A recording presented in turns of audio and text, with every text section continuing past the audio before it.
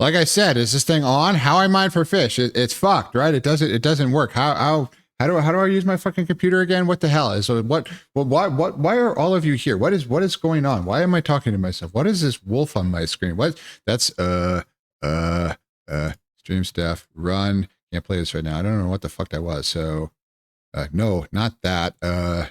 Stream stuff. Okay, it's playing. Oh, right. Turn it down a little bit because otherwise I'll be overwhelmed by the music, which would be good because honestly the music is better than me. Don't you need to tell me you're muted? Yes, see I've got these little fucking displays right here that I should fucking look at, that it's like, hey, the line isn't going up.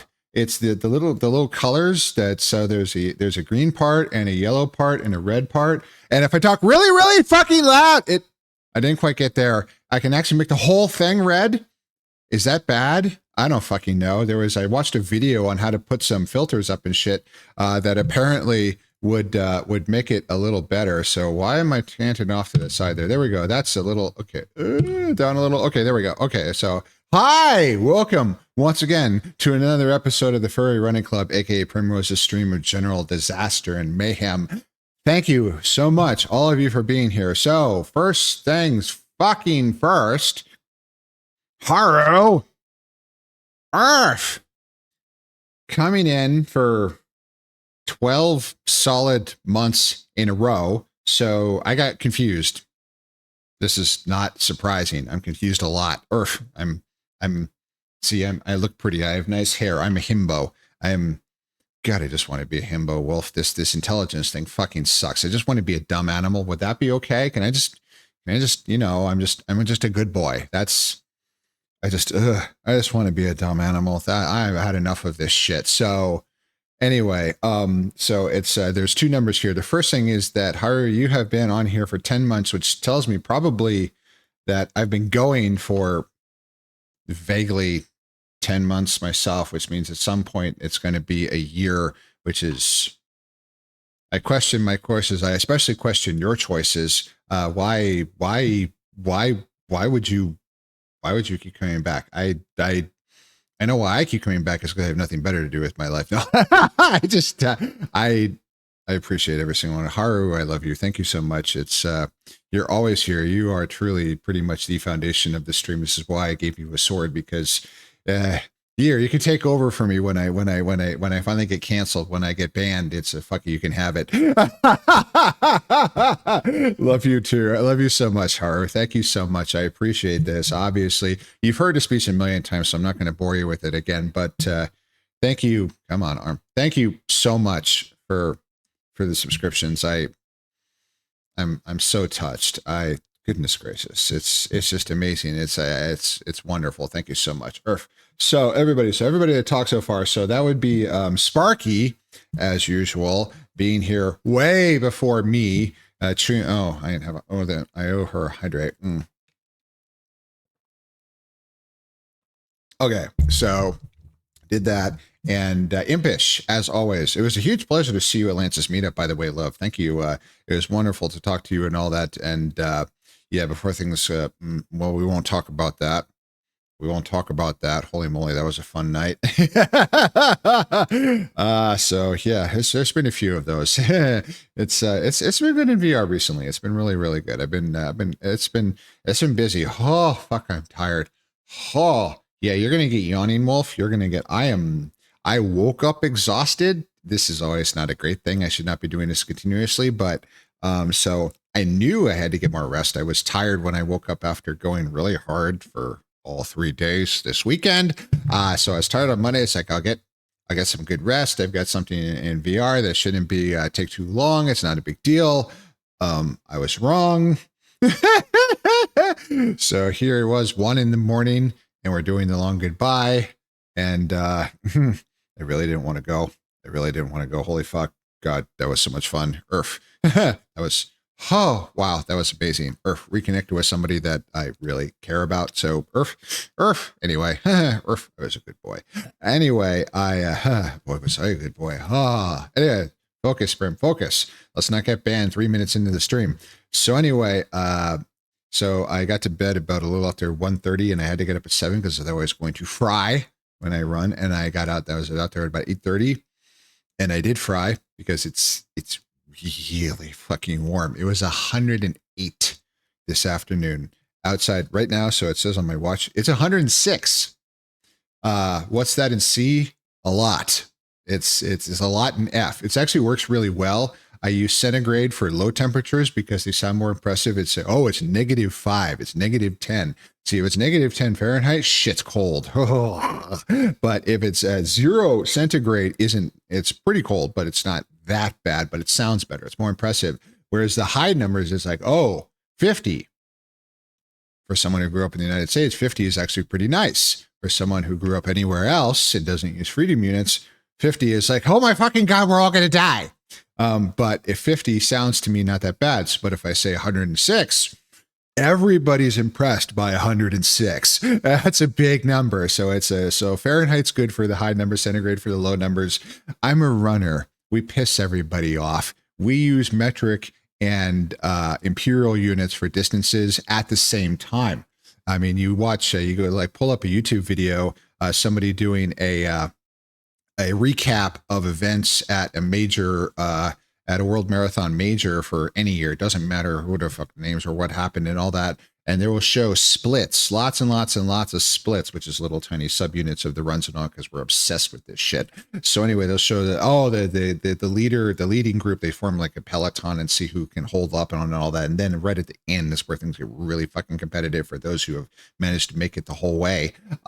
So anyway, and they talk about the splits is what the times was, and they'll interleave it. So there's so many miles, there's so many minutes per mile, so there's so much time for each mile and all that. Here's for the 5 kilometer split, the 10 kilometer split, the 15 kilometer split. There's the 5 mile split. It's just, we don't give a shit. We use them all right at the same time. So we piss everybody off. We could do it in rods. So I don't give a shit. It's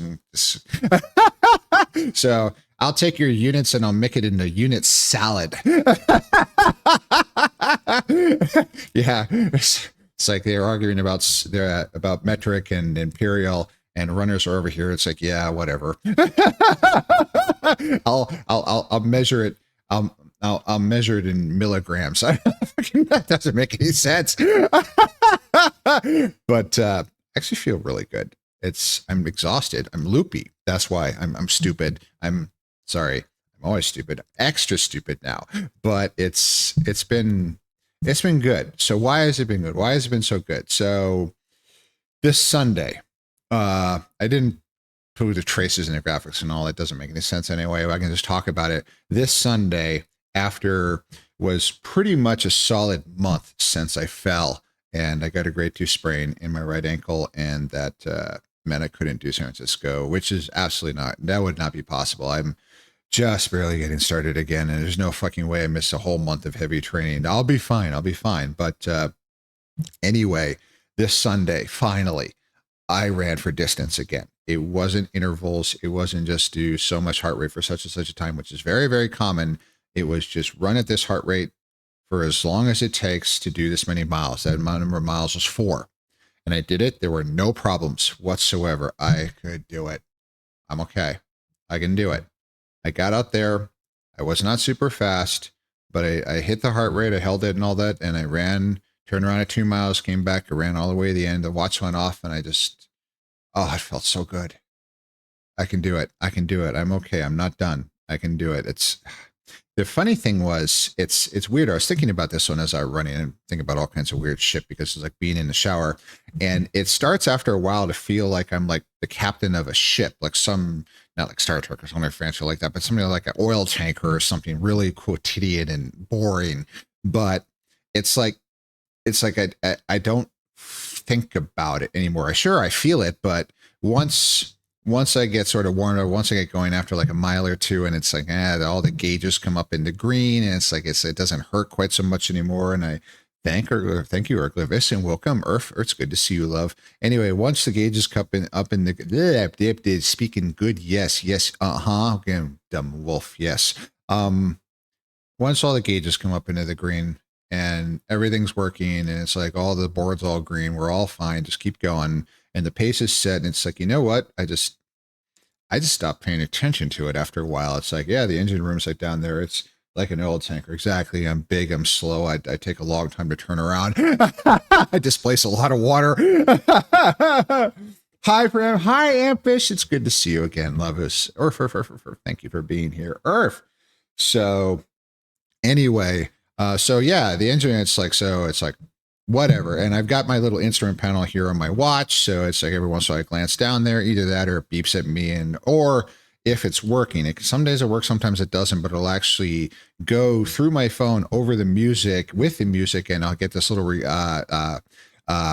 AI created voice that says heart rate high or something, or pace high or pace low or something. It says there's some excursion, or it tells me about the next interval, and it starts beeping like 10-second warnings and all that to do whatever. And it says heart rate 116 or something. It's like, okay, so I just fucking do what I'm told. It's easy. So it doesn't tell me to turn around. That I have to figure out, and I have fucked it up. So I've done my math wrong, and I turn around and it's like, and I get back and it's like, oh, I still got another mile to go because I'm a wolf. I'm bad at math. And I told this to Care, and it's like, yeah, so that's like 2.75 is the turnaround. It's like, no, it's not. That number's wrong. It's like, oh, whoops.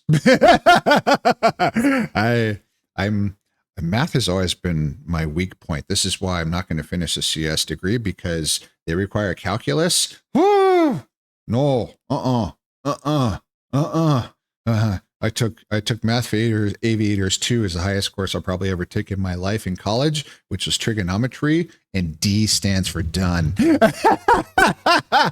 I am not good with the numeros.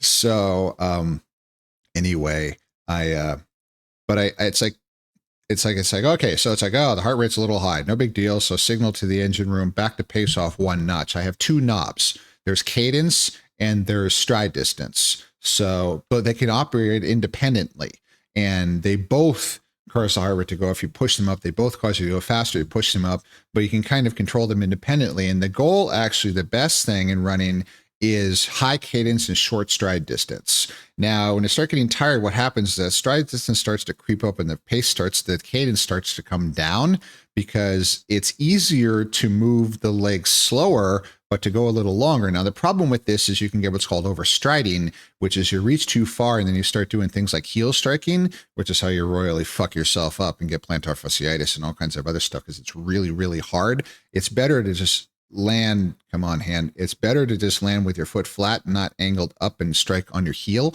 So the thing is also, when you're trying to go really, really fast, you get really, really fast cadence. It is, okay, I'll try to lengthen that stride a little more, get a little faster.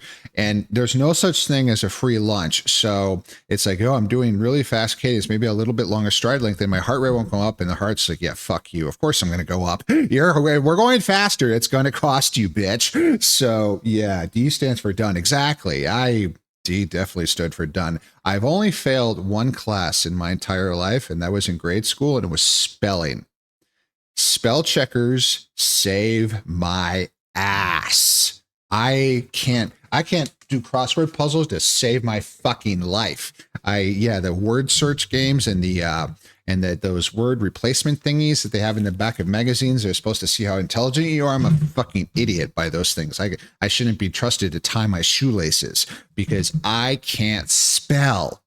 I also can't do math very well. Yay. What am I good for? Well, I look pretty. Isn't that all that matters? But so I get a little signal to the engine room. It's like, okay, we'll back out the cadence off by just one notch. So no problem. It's all good. And it's like, plot, what's the distance? Look down. So the time, we got 0.3 miles or something. It starts to feel like so it's like everything's just working. So here I am just thinking about random shit like what I'm going to say to you and all kinds of this stuff. The thing is, actually, when I injured myself, I totally wasn't fucking paying attention, because we'll turn around. So I started turning things around, and I'm thinking, it's like, yeah, I've been really strong. This is a super hard run. I'm going to tell them about it. It's like, yeah, I'm really starting to heavy training for the marathon, and this is how you do that and all that. I was already starting to plot out. It's like, I'll show some visuals and all that. So my mind was completely fucking gone. And then it's like, I fuck up and I roll my ankle a whole shitload, which hurt a whole bunch, but I didn't actually feel it, which is nice. And then it's like, I'm flying through the air sideways. This is suboptimal. Uh, uh, so I can't fix this. Oh, here comes the ground. I guess I should try to catch myself. So that was not good. I did. I scraped the fuck out of myself, but that was the least of the issues. But yeah, I get honestly surprised, or it's because it's just like my mind is elsewhere. It's like I'm listening to my music. For a while, I would actually still listen to podcasts. I like to listen to podcasts when I drive to and from work, and they are super good for long distance drives. Podcast audiobooks are especially good. But some of the podcasts I listen to are practically audiobooks themselves. Dan Carlin's Hardcore History. Best podcast ever made. It's glorious. Those are practically audiobooks. They tend to be about 5 hours long. Super engrossing, super absorbing. I mean, you look at the sign. Where did the last 200 miles go? Well, they must have been boring, so I'm glad they're gone. You get the total fucking autopilot. The same thing happens when you run. It's just in total autopilot. It's like, you don't think about it. It's really interesting on races. I don't bring my headphones. I don't bring my phone. I still have my watch, but I just focus on the running. But I'm also listening to what's going on around me, and there's a lot of people, a lot of other runners, the crowd, the signs. I love the signs. They're so hilarious. But I hear these people. It's like, yeah. So that last one was something that they're talking. Rattle off a whole series of numbers because these people, when they're running, they think constantly, they're constantly doing all these calculations about paces and distances. If I maintain this, I do that. If I slow down a little by this and all that. So this guy's like going through all of this, and this other person's like, that's a whole lot of numbers. I have no fucking clue what you meant, but good luck. I hope you have a good time. So yeah, whereas I'm just like, just don't fucking stop, Prim. Just keep going. Just keep fucking running. Just like, that pace is roughly what I'm trying for. This is good. Let's try to keep it there. That's fucking all I try to do. So anyway, so it does feel like driving a tanker around.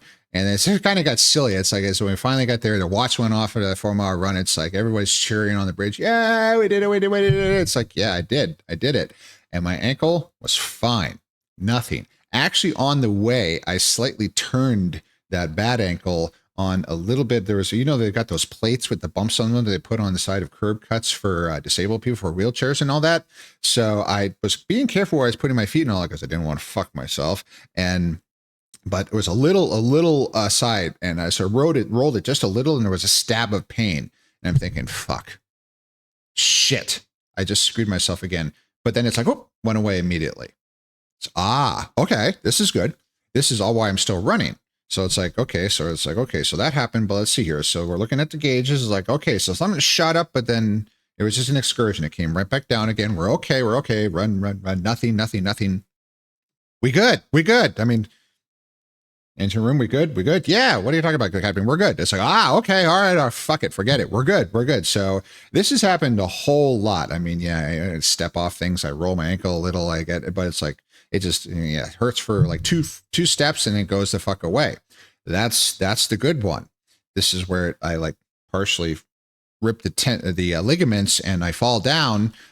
That's the bad one. That's the one we try to avoid. That did not happen. So I'm okay. The ankle recovered, and I did it again this morning. I actually, so I had an interval thing this morning. So it was all heart rate based, and my coach put right there in the notes, this is all about controlling heart rates and all. And it went up and down all over the place. There's like 6 different segments in there. I don't need to know this shit. I just do what I'm told. And water. And the problem is, this is all based off of my watch. And these heart rate sensors based off of LEDs that shine through your skin to detect like something like, I don't know, like movement in the blood vessels or something. These peripheral heart rate sensors and all that are terrible. These are not super accurate mechanisms. The chest straps are much better, or even better like EKGs or something. That's a big annoyance and all that. Now, the really good runners wear chest straps. I'm not that, so I'm lazy. So it's also super convenient, the fact that this thing monitors my heart rate 24 hours a day. I sleep with the watch. It's all that's super fucking useful. So convenience beats accuracy, but it does screw up every once in a while. And a couple times it kind of gets stuck. So the heart rate will come up, and then it kind of gets jammed. And it did that this morning. So it just barely got up above 130, which was the minimum for this segment. and I'm fucking hauling ass. And it's just like, well, fuck. Okay, I'll just keep going faster. It's harder, harder, harder, harder. And it's like, it's just clinging to 130. And I look down, it's like, fucking hell, I'm doing 7.5 minutes. I'm fucking flying. And I felt so strong. I felt so good. It felt so incredible to just open it up all the way and air it all the way out. Was my heart rate 130? Oh, fuck no. Oh, no. It was broken. It was a gauge error. And really, it was probably like 160. I was probably, it's like heart going, it's like, Captain, tick, tick, tick, tick. Wait, the phone's broken. Captain, fuck, hello? Cardiovascular system's like, shit, this is bad. They're not listening. It's like, yeah, that things are blowing up back down there. And I'm like, oh, we're all good. I'm going to have another sip of coffee. We're good, right? We're good. Yeah, just ignore the fire. But, and then finally, when I actually slowed down, it's like the heart rate jumped up a whole bunch in the 150s. It's like, I knew it was a gauge already, but I kind of just decided I was going to enjoy it. And so this actually has an effect because once I got turned around and got back, everything worked from there on. I was fine. I had to slow down a whole lot because I kind of ruined myself. That's the rookie mistake is you go super hard at the beginning and you burn it all up and you can't finish. I could finish, but I had to slow down a whole bunch. And when I finished up by all those paces, I turned around at the right pace at the right time. But when I got back, I was half a mile away from home. I had gone an extra half mile too far by pushing super, super hard, and I was strong enough to get back. And my ankle was fine. So this is also that number over there hasn't changed. It's actually 1,795. We are very, very close to changing that number. I feel so good. I'm not done. I'm not done. I've been so worried. But this is, again, second kills. Today was the second time. I did 4 solid miles. I ran super hard, and I'm fine. My ankle was a non-issue. Nothing. I'm still wearing a brace. I don't even feel it anymore. I'm wearing it right now. I'm not done. I can lift, squatted 160-pound barbell on Monday. I'm not done. Fuck. I'm getting emotional. I was so worried I was going to lose it all, that everything that makes me exceptional is going to get flushed away. And I know that's not true, but still, do you know how unbelievable it is to get called an inspiration? Fuck. To actually think that you can be something good to somebody else and that somebody else would look up to you for something you've done instead of just being a warning. Holy fuck. That is powerful stuff. Thank you all for being here. I really appreciate it. I'm really happy about it. So it's 2 minutes out. I think I'm going to cut it here. We're going to do the ad break. We have pictures. We have more travel because of course we do, because we have to have the travel thing. I'm going to try to make this every single fucking time. So I know all of you forgot to get your water. I know all of you just sat down and were rushing over to watch me. Nobody was actually rushing over to watch me. Prim, don't be stupid. Why would they do that? But get up, stretch. Don't just stand by your chair and just lift your arms and stretch. No, walk around, swing your arms around and don't hit anything. Obviously, especially if you have low ceilings, but your body will appreciate you and all that. Just give yourself a little time to just limber up a little bit. We'll be right back. So earth, don't touch that dial. There are no dials. Nobody knows what this is. You're old, Prim. Stop referring to that shit. Earth.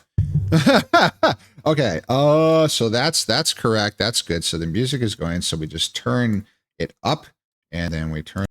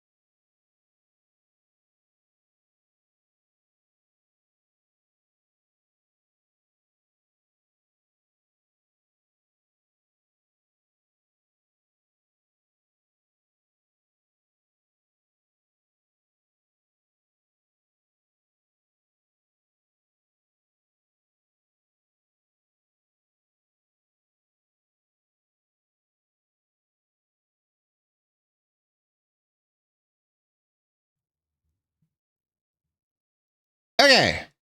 All right. That's okay. It's turned down a lot. It's just background music. It is. Hi, we're back. Hi, you missed me? Well, too bad. I'm here anyway. Earth. My back. Oh, God. Yes. So going that hard has deleterious effects. My leggies this morning, very, very unhappy. Very unhappy. It's like I felt great. It's like, yes, I can run most of a mile at 7.5 minutes per mile pace. I'm doing great and all that. I feel so strong. My legs are like, we have problems. We have complaints. We'd like to, can we have some time to talk about this? What do you mean? Why are you ignoring me? Why? No. We have, fuck you. Fine. We're just going to hurt a lot and put you in pain for the next 2 days or more, because then I'll run again. I will do it again. Anyway, it feels like doing something wrong. Anyway, welcome back. Thank you so much. This is working, right? Yes, it is working. Okay, good. Okay, so let's pull up the show notes. And so last time, talking just random, we talked about the church in Trondheim and talked about Saint Olaf. And I was just mentioned offhand the whole thing about the conversion to Christianity thing in the Nordic world and all that, and concept of the smudged on my glasses, and oh yes, this is the speck that when you wipe it down it smears, which just means it's not a speck. We don't want to know. Anyway, so I talked about Godafoss, which is the falls. Ostensive. Well, no, I shut up. I have a picture of it because I was there. I was there in. Did you take the Hurtigren up to Trondheim or plane or we drove? We drove. So from I was staying with a couple furs in Norway for a good long time last year. It was a wonderful time. I'm indebted to them immensely. And anyway, in order to try to get me to see the Northern Lights, we planned this trip. We took a weekend up there, and we drove. It's a long drive because the roads you can't do super fast in Norway. They're windy and narrow and 2 lanes and all that, and not high speed limits, and they enforce them like fuck. There's photo radar all over the fucking place. You speed, you're screwed. So anyway, took us 11 hours, but it was a great time. I really enjoyed it. Didn't see the Northern Lights, but still really worth it. And but it was extremely lovely. There was the training and all that, but it's easier having a car and all that, because also we could go out to the hill and all and try to see the Northern Lights and freeze our butts off at 4 a.m. in the snow. Anyway, so this is Iceland. This is Godafoss. It has a thorn in it. Icelandic has letters that don't exist anywhere else. Icelandic is the world's longest running practical joke. That language is fucking ridiculous. Actually, it's not. But the really interesting thing is that modern Icelandic is essentially Old Norse. So all of the other Old Norse-derived languages like Swedish and Norwegian and all of them have diverged immensely. They've a lot of cultural interchange and all, a lot of changes. Icelandic is like a time capsule. It's a very interesting linguistic thing that essentially it is Old Norse. And this is actually kind of useful to me because I was a matron of honor at a wedding last year? I think it was last year. Yeah, because I wouldn't be in VR. I joined VR at the very end of 2023. So I think that was 2024, pretty early in 2024. But I was a matron of honor for the bride. I am no maid. I've been married. I'm also really not a maid from the other definition of being called a maid. I'm really, really not that. No. So anyway, that was a wonderful time. I enjoyed the hell out of it. I shouldn't say what happened at the second reception. I really shouldn't say that. Anyway, I gave a toast and I was extremely pleased to do it. And they wanted to have a Viking themed wedding. Actually didn't pan out that way, but I did it for the toast anyway. So they did lots of big cheering mugs and all that, and had everybody virtually smash their cup down on the ground when it's all over and all that. And I actually gave the actual toast in Icelandic. Now this is where Google Translate saved my ass because I put the text in, hit translate, and then for about 50 times had it read it to me and then it write it out phonetically. It took a long time, but I got it all sort of very gibberishy phonetically so I could sort of muddle my way through it and be kind of and listen to it over and over and over again to try some simulacrum of Icelandic, which is Old Norse. And it was, that was a fun time. That was a really nice night. I actually, yeah, I still know them and all that. I actually ran into the bride just last night in VR. Anyway, so this is Godafoss. This is the falls. These are about 45 minutes east of Akureyri on the Ring Road. Iceland is a beautiful country. If you can go, I highly recommend it. It is one of my most favorite places on earth. It is absolutely breathtaking. The people are wonderful. The scenery it's absolutely magnificent. It's so gorgeous. It's quiet. It's beautiful. It's oh God, it's lovely. It's overrun by tourists. Holy fuck, the population is outnumbered 10-1. It's absolutely wild, but I can see why. It's so gorgeous. It's so gorgeous. And the interior of the island is completely uninhabited. There are no roads. It's no settlements. There's no nothing. So you can't go through there. You'd be crazy. Even in a four-wheel drive vehicle, off-roading is illegal in the whole country. But to try to make your way over a track or something is crazy because there's lots of washes and rivers pop out of nowhere, and there's a landslide. It's dangerous as fuck. People, get in trouble all the fucking time. I actually saw an exhibit somewhere, photos from like rescue and all. They had a school bus on its side in a river trying to get through the interior. Why they took a school bus? I don't know. But anyway, they have this ring road, which is exactly what it sounds. It is the road. It goes all the way around the periphery of the island. In some parts, it's gravel, actually, but we drove the whole thing. It took us 3 weeks. We stopped a whole bunch of places. We're trying to go fast. It's a 2-lane road in many cases. There's trucks and all that because it's the only way. Beautiful. Absolutely magnificent trip. Just absolutely wonderful. I loved Akureyri and North Coast. Quiet, small, beautiful. I will remember that circular park in Akureyri, Iceland until the day I die. Many times it pops into my head and I wonder what it looks like, especially in the winter when it's utterly black and cold. I kind of still want to be there. That's going to be really nice. Really isolated, but beautiful. Anyway, when we got from Akureyri, about 45 minutes east, we stopped at Godafoss, or the ostensibly the God's Falls.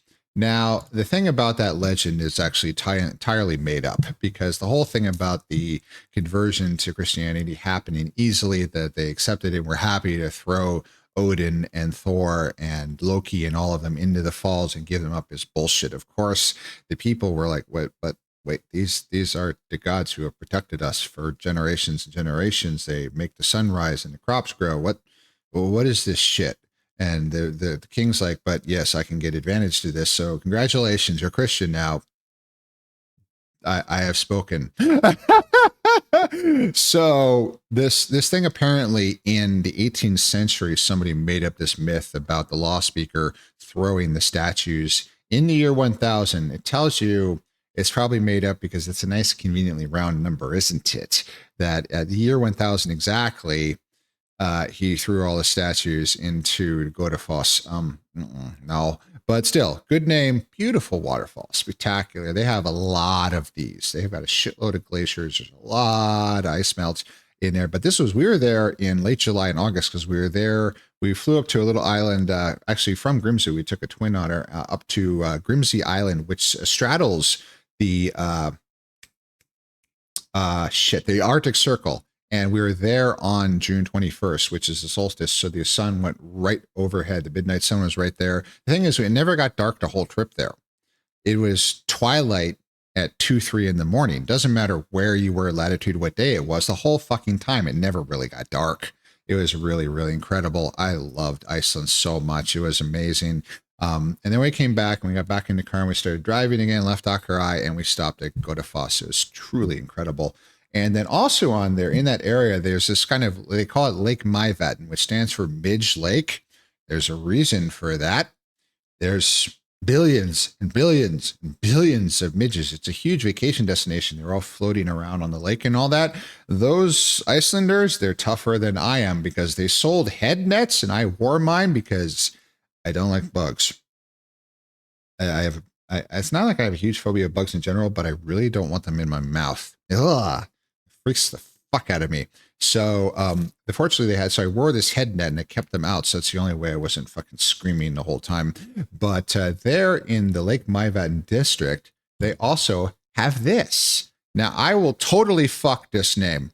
This is the Dimubrogra.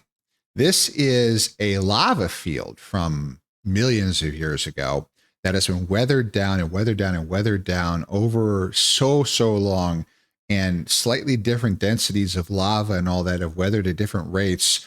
And this area is Pareidolia. I'm probably pronouncing that wrong. Pareidolia given form. What is Pareidolia? Pareidolia is pattern recognition gone a little wrong. It is a propensity for us to see faces and other shapes in random noise. So I'm dating myself. If you look at static on TV, they don't do that anymore. But when they did have static, when you turned it to a dead channel, great book, by the way. Anyway, if you get the static, you would see shapes and faces sometimes drift through it. That's total pareidolia. It's not there. It's just our brains are very, very good at picking out patterns because it's a survival mechanism. If you can spot the camouflage jaguar in the underbrush and run away before the other proto-human, you get to live and they don't. Also high obscurity. But if you spot a big cat predator in the underbrush and run away and there's nothing actually there, it's just in your mind, that doesn't matter. It's if you miss it and there is one there, you're lunch. So pareidolia is absolutely built into us. It's a huge survival mechanism. We are the survivors of the ones who ran away successfully, not the ones who were lunch. They dead. So we are the descendants of, as they put it so well, those stupendous badasses. We're the ones who have lots of pareidolia. So the man in the moon. When I grew up, my bedroom, a lot of the ceilings in that house had popcorn ceilings. So this was sprayed on texturing. It was full of asbestos, probably explains a lot. So we couldn't really scrape it off easily and get rid of it either. It was really fucking hard to keep clean. But that was perfect for pareidolia. So for my entire childhood, years and years and years, I'd look up and I'd see faces and shapes in the popcorn ceiling and all that. It was interesting. I learned that if I saw a disturbing one, what I do is I look to somewhere else, and if I find another face or something and look back, it'd be gone. But if I just look away and look back immediately, it'd still be there. But you have to find something else, kind of reset the brain. Look, oh, it's gone. It's that random noise has gone to something else. This is pareidolia given form. Another thing that they call this is the citadel, because it kind of looks like the ruins, pareidolia, of a ruined city. It's not. It's just rocks. But there's so many shapes and interesting things and all that. Another explanation that in here is a lot of remains of trolls. They love their mysticism in Iceland. I went on a tour for this stuff. It was amazing, just outside Reykjavik, and the tour anyway. So the trolls caught out in the sunlight, of course, as we all know, especially from Tolkien, who just took the legend from Norse and put it into The Hobbit, is that trolls caught in the daylight turn to stone. So stupider trolls were caught outside however long ago, and this is their remains after weathering and for years and years and years out in the weather because they were caught and turned to stone. So kind of a dangerous thing to be a troll then, but I guess if you stay underground, you're okay. But up close, it's just a beautiful lava field. It's been weathered down and all that. Just all of Iceland is nothing but a lava rock. It's just a giant volcanic lava rock that just erupted up from the middle of the ocean and all. You can actually see the mid-ocean ridge. This is not there. That's the Alting. I didn't put that photograph in these set. A really interesting place. But anyway, it's just these weathered lava rocks and all that. It's really, really interesting. But that tour of the mystical sort of side of Iceland included one of my most favorite things ever, which is a dwarf's house, which is just a big, big rock. I think that's stupid. It's just a big rock. but you said the story. Now, whether the story is true, who knows, but it doesn't matter because it's a nice story. And the idea is that because actually the road, it was in a residential area, but the road had to kind of go around this big rock. It's like, why didn't they just get rid of the rock? And they said they tried. When they were building the road, when they were increasing the subdivision and all that, they brought out the equipment and they were going to smash up the rock and cart it off. And it broke. The big construction equipment broke. That's because the dwarf didn't want to move. And the dwarves are magical and the dwarves are tough. And the dwarf's like, yeah, fuck you. And your construction equipment broke. So they brought in a different construction equipment. It broke. They brought in a big front end loader to lift the rock up and get it out of the way. It broke. And they said, okay, all right, fine. So they moved the road a little and sort of put it around. And the dwarf's like, yeah, that's cool. We good. Still there. Dwarf's happy. His house is fine.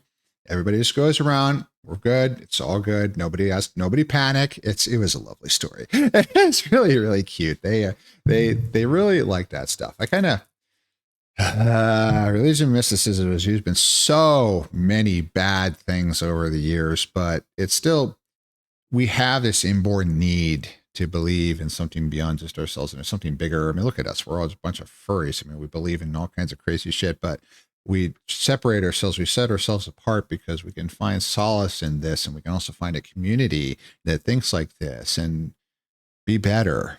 I've talked about this a lot. So, hey, I don't have problems with that. So, hey, I wouldn't mess with the dwarf's house. He's happy there. He can stay. It's all good. And then, since we're on the topic of waterfalls, I bring you the big daddy of them all, Dettifoss. Sorry about the angled photo. I was trying to get the whole thing. This is not the greatest picture. This is Dettifoss. This is the second most powerful falls in all of Europe. It is the most powerful in all of Iceland. The noise from this was unbelievable. Now, it is actually second by pure mathematical volume of water going over on average the falls. However, the metric for power, which is more amorphous, but still also includes not just water volume, but height of the fall. And this shit is tall. The drop here is 140 meters. God, that was a lot of force. We got, from this picture, you get covered in mist. There was a rainbow further down that was always there. It was loud. Holy shit. That was one of the most impressive things I've ever seen in my entire life. It was absolutely wild. And it just runs continuously, fueled by the snow melt from the massive winter snows every year, melting off in the summer, and then it builds right back up in the winter and just goes and goes and goes and goes. Dettifoss was really fucking impressive. Holy shit. They've got a lot of waterfalls in Iceland. They've got a lot of waterfalls. Also, check out the columns in the background. You've heard about the Giant's Causeway in Northern Ireland. This is much the same. So again, these lava rock basaltic columns and all that, when it cools slowly, you get crystallization because it allows the lava to crystallize, and instead of just sort of forming up this sort of the jumbled arrangement of crystals, they can actually start to order themselves, and you get these columns. And then as it weathers down and it starts to shrink and expand with temperature variations over the years, it will crack along predictable fronts. Crystals and minerals have these angles and fronts. I don't know geology very well, but that you can like take like a chisel and hit a crystal or a gem at precisely the right angle and it'll break perfectly. But at the wrong angle, it'll not break at all. Or if you hit it hard enough, it'll shatter.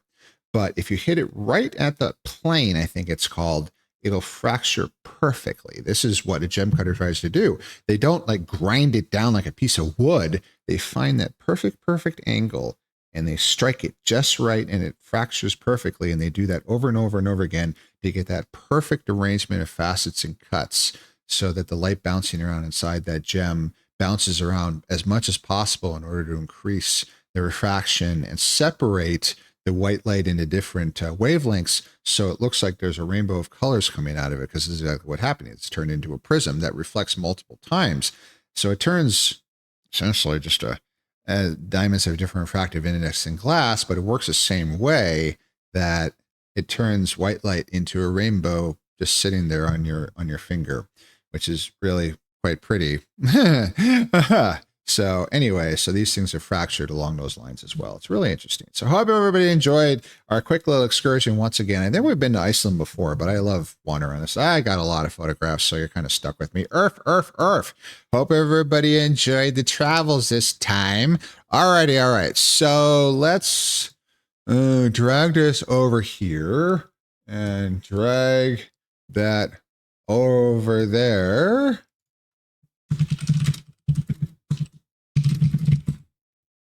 All right, and I'll shrink that down. A lovely trip. Thank you. Yes, Iceland.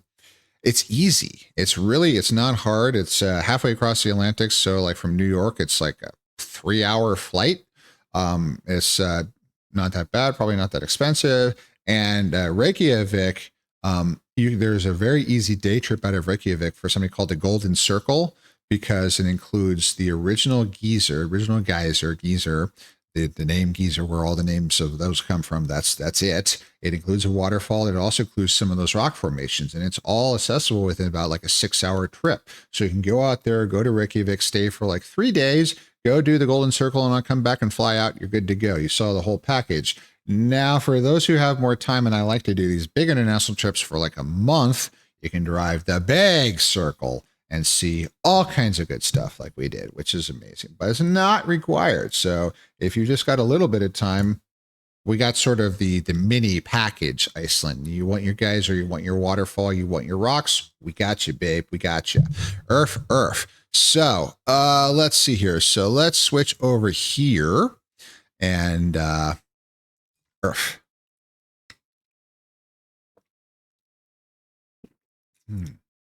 Get this party started. Now, I know I put it in the thing. Does that mean we're going to get to antimatter today? Yeah. I got a bridge to sell you if you believe that. First thing we need to do is we need to fix the fucking warpers. Now, we're relatively close.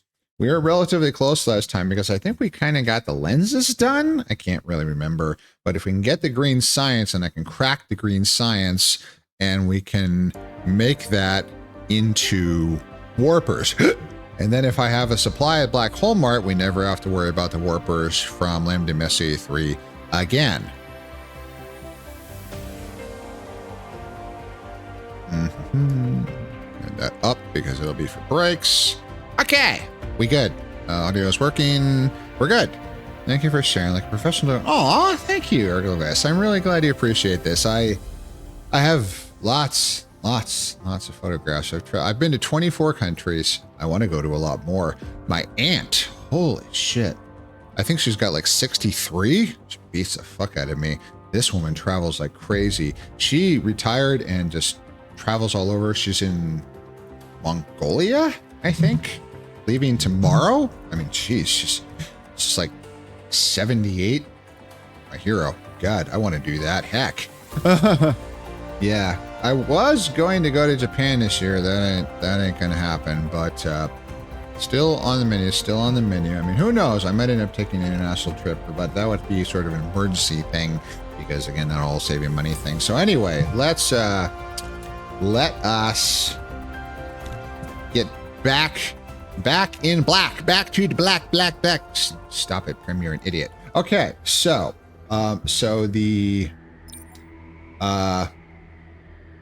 it's the antimatter, the strange matter. Now it's the particle containers were an issue, but as I remember, yes, particle container works is generating them. Now it has all the requisite materials. It's just the fact that these things, they take a little while to manufacture, but there's a decent amount coming through, so we will eventually fix the particle container problem, and we will back this all up. Now, we still have her, and we shouldn't have looked at that. The power problem, of course, is a bit of an issue, but strange matter is getting produced, so this is good. Now the question is, did we actually produce the graviton lenses? And the answer to that is no.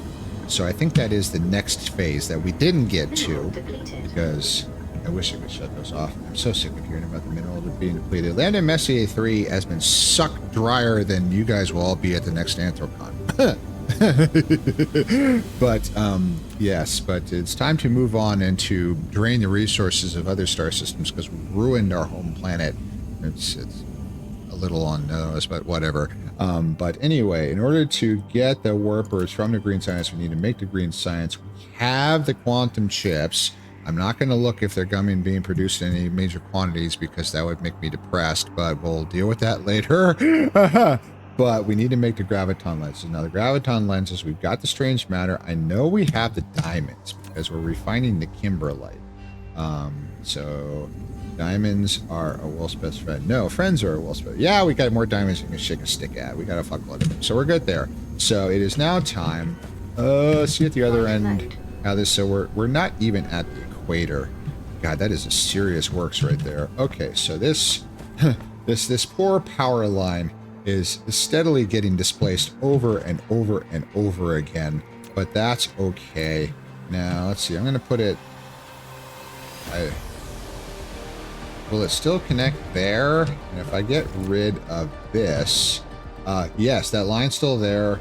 That setup over there is all still working, so we're okay. We're okay. Now this will give me room here. Before I forget, it was nice seeing you last meeting. Impish! Yes, absolutely. I guess you were going AFK when I said, but it was a true joy to see you at that meetup. I really enjoyed speaking to you. I'm sorry I got kind of dragged away. And anyway, I can't talk about. Oh God, that was a fun night. Oh God, that was a good time. Anyway, I think the volume may be a little loud, so we're going to drop that down just a smidge. But anyway, truly a joy. Thank you, Impish, for being there. Thank you for being here. I truly appreciate it. I'm sorry I'm not in your streams as much as I should. I'm not in anybody's streams as much as I should be, but I thank you so much, love. I really had fun. Earth, you're a sweet person. All right, let us build these lenses. It is now time. We've slowly started accumulating the fucking strange matter. How much do we have? 292. We're making some progress here. I think it's a 1-to-1 ratio. So, yes. So, we will use them up really fucking fast, but I got distracted by obscurity watching us from up.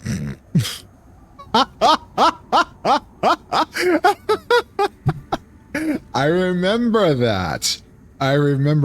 That was hysterical. Yes, obscurity loves to do the ceiling cat thing, so he found an elevated position. He's like, looking at you. I'm judging you. And in that night, you may have had cause to judge us? Okay, so I was a good boy. Oh, God, that was a night. Oh, boy.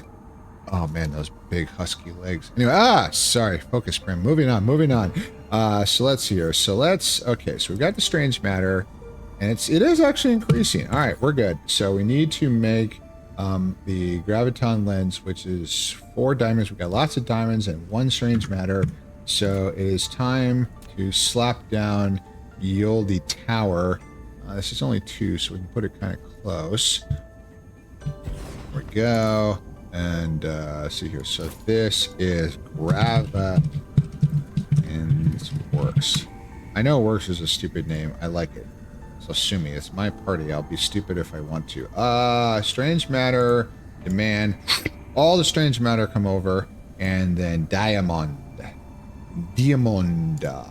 that demand, and then we'll produce graviton lenses and supply them to other things. So the graviton lens. It's always nice to see you, Premier. You're a really good friend. Oh, Impish, thank you. I truly appreciate you. You've always been very kind to me. I wish I participated in your Discord more, except for just posting over and over again that I'm starting stream. But thank you. I treasure having you here so much. Thank you very much, love. I really do appreciate that. Thank you. Earth. And I'm glad you're having fun here. Earth. Okay. Okay, I don't like that it's bitching at me about power. Now, this is just a stopgap measure that I will forget about, but Tesla towers are cheap. So, it's 2 lines. This is not a super... Oh, thank you. This is not a super intensive line, so 1, 2... Just one side. Strange matter. This is the culmination of quite a lot of work though. And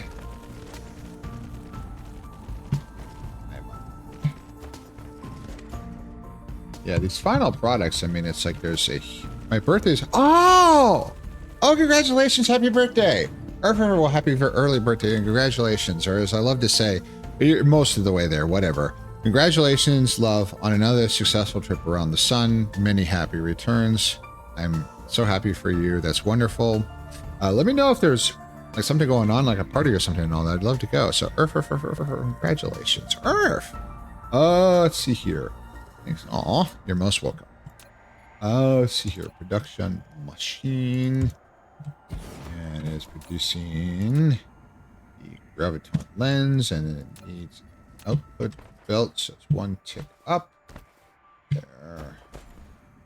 Let's get that in there. You guys do your thing. Excellent. All right, and then we sort of this mess.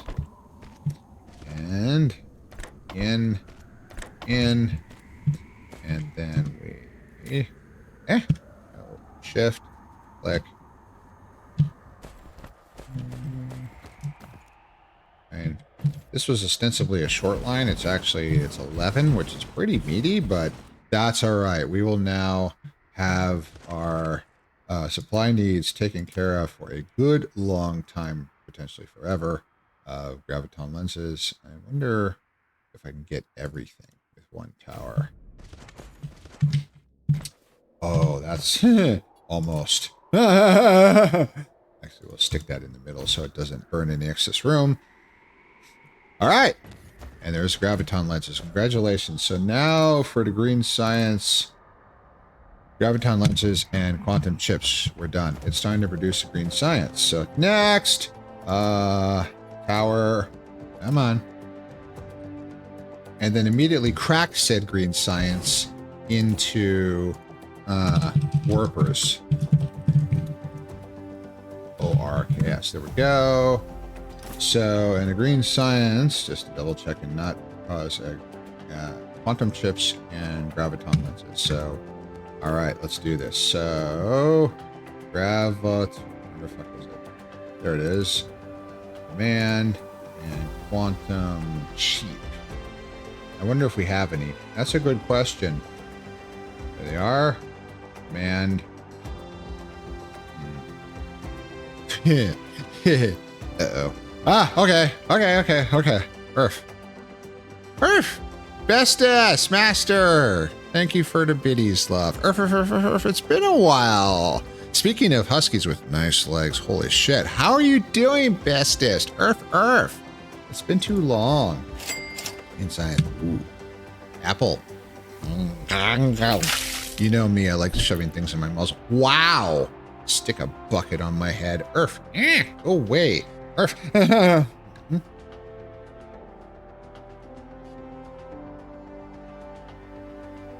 How have you been, bestest? Earth.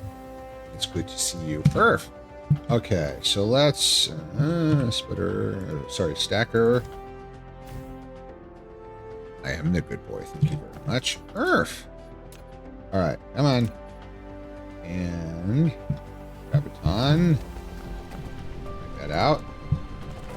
Good. Just did cardio and ran on the treadmill for an hour. Oh, geez.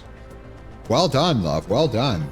So actually, earlier I was talking about Sunday was the first time I had run for distance after my fall about a month ago. And it went fine. My ankle was fine. Never caused any problems at all. I wasn't super fast or hard, but it didn't really matter. And I was able to run through 4 miles. Not a lot, but still. Legs strong enough to bench you, pup. So last year I was about 220. I'm absolutely sure that you could do that quite easily, love. I'm Earth, God. Well, let's make that happen. I'm a good weight. It's actually really funny because when I go in the Telegram group chat and when I go to my workouts, there's another fur there. I know how much he weighs, and he's not that heavy. He's like 130. So it's like I just take a picture. It's like, yeah, this barbell's a lot more than you. 405. Oh, fucking hell. Jeez Louise, for leg press. Woo. Yeah, you strong. That's damn good husky legs. Oh God. Anyway, sorry. Moving on. Yes. So I am very much a noob when it comes to weightlifting. I mean, I love barbell lifts so much. First, I had a bit of a break because I injured myself, but so the highest I've done so far, oops, I forgot to set up a thing, was 160 for squats. But I'm only a couple months in. I know this is pathetic, but you got to start somewhere. And that was a lot for me, but I could do it. I did 18 of them across 5 sets, but yeah, I could. Are you on Discord still, Prim? I am, bestest. I am. And my Discord is very, very dead. There's a lot of Discord servers. I barely have time to participate in any others at all. I feel very bad. But so my primary haunt now is Telegram, but the Discord.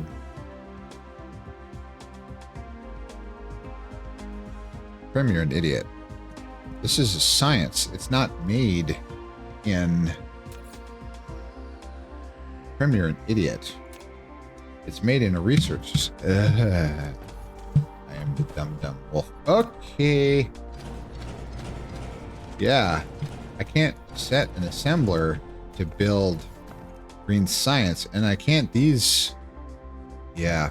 How full are these? Neither of them are that full. This is good. Okay, so what we're gonna do here is we got to fix this shit. So we're gonna cut all and the dreaded chain delete. Oh, this is dangerous as fuck. Now, I had just acquired a whole bunch of graviton lenses, but we can shove those in there.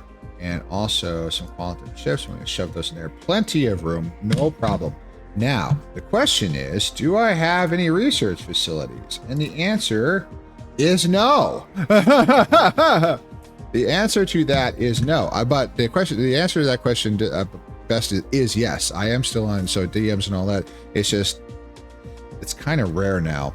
I will look, obviously I will see it, but Telegram is huge.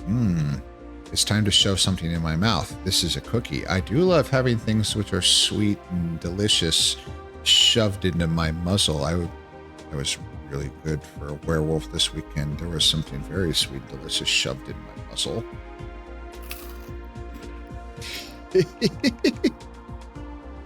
Oh God, that was fun. Focus Prim.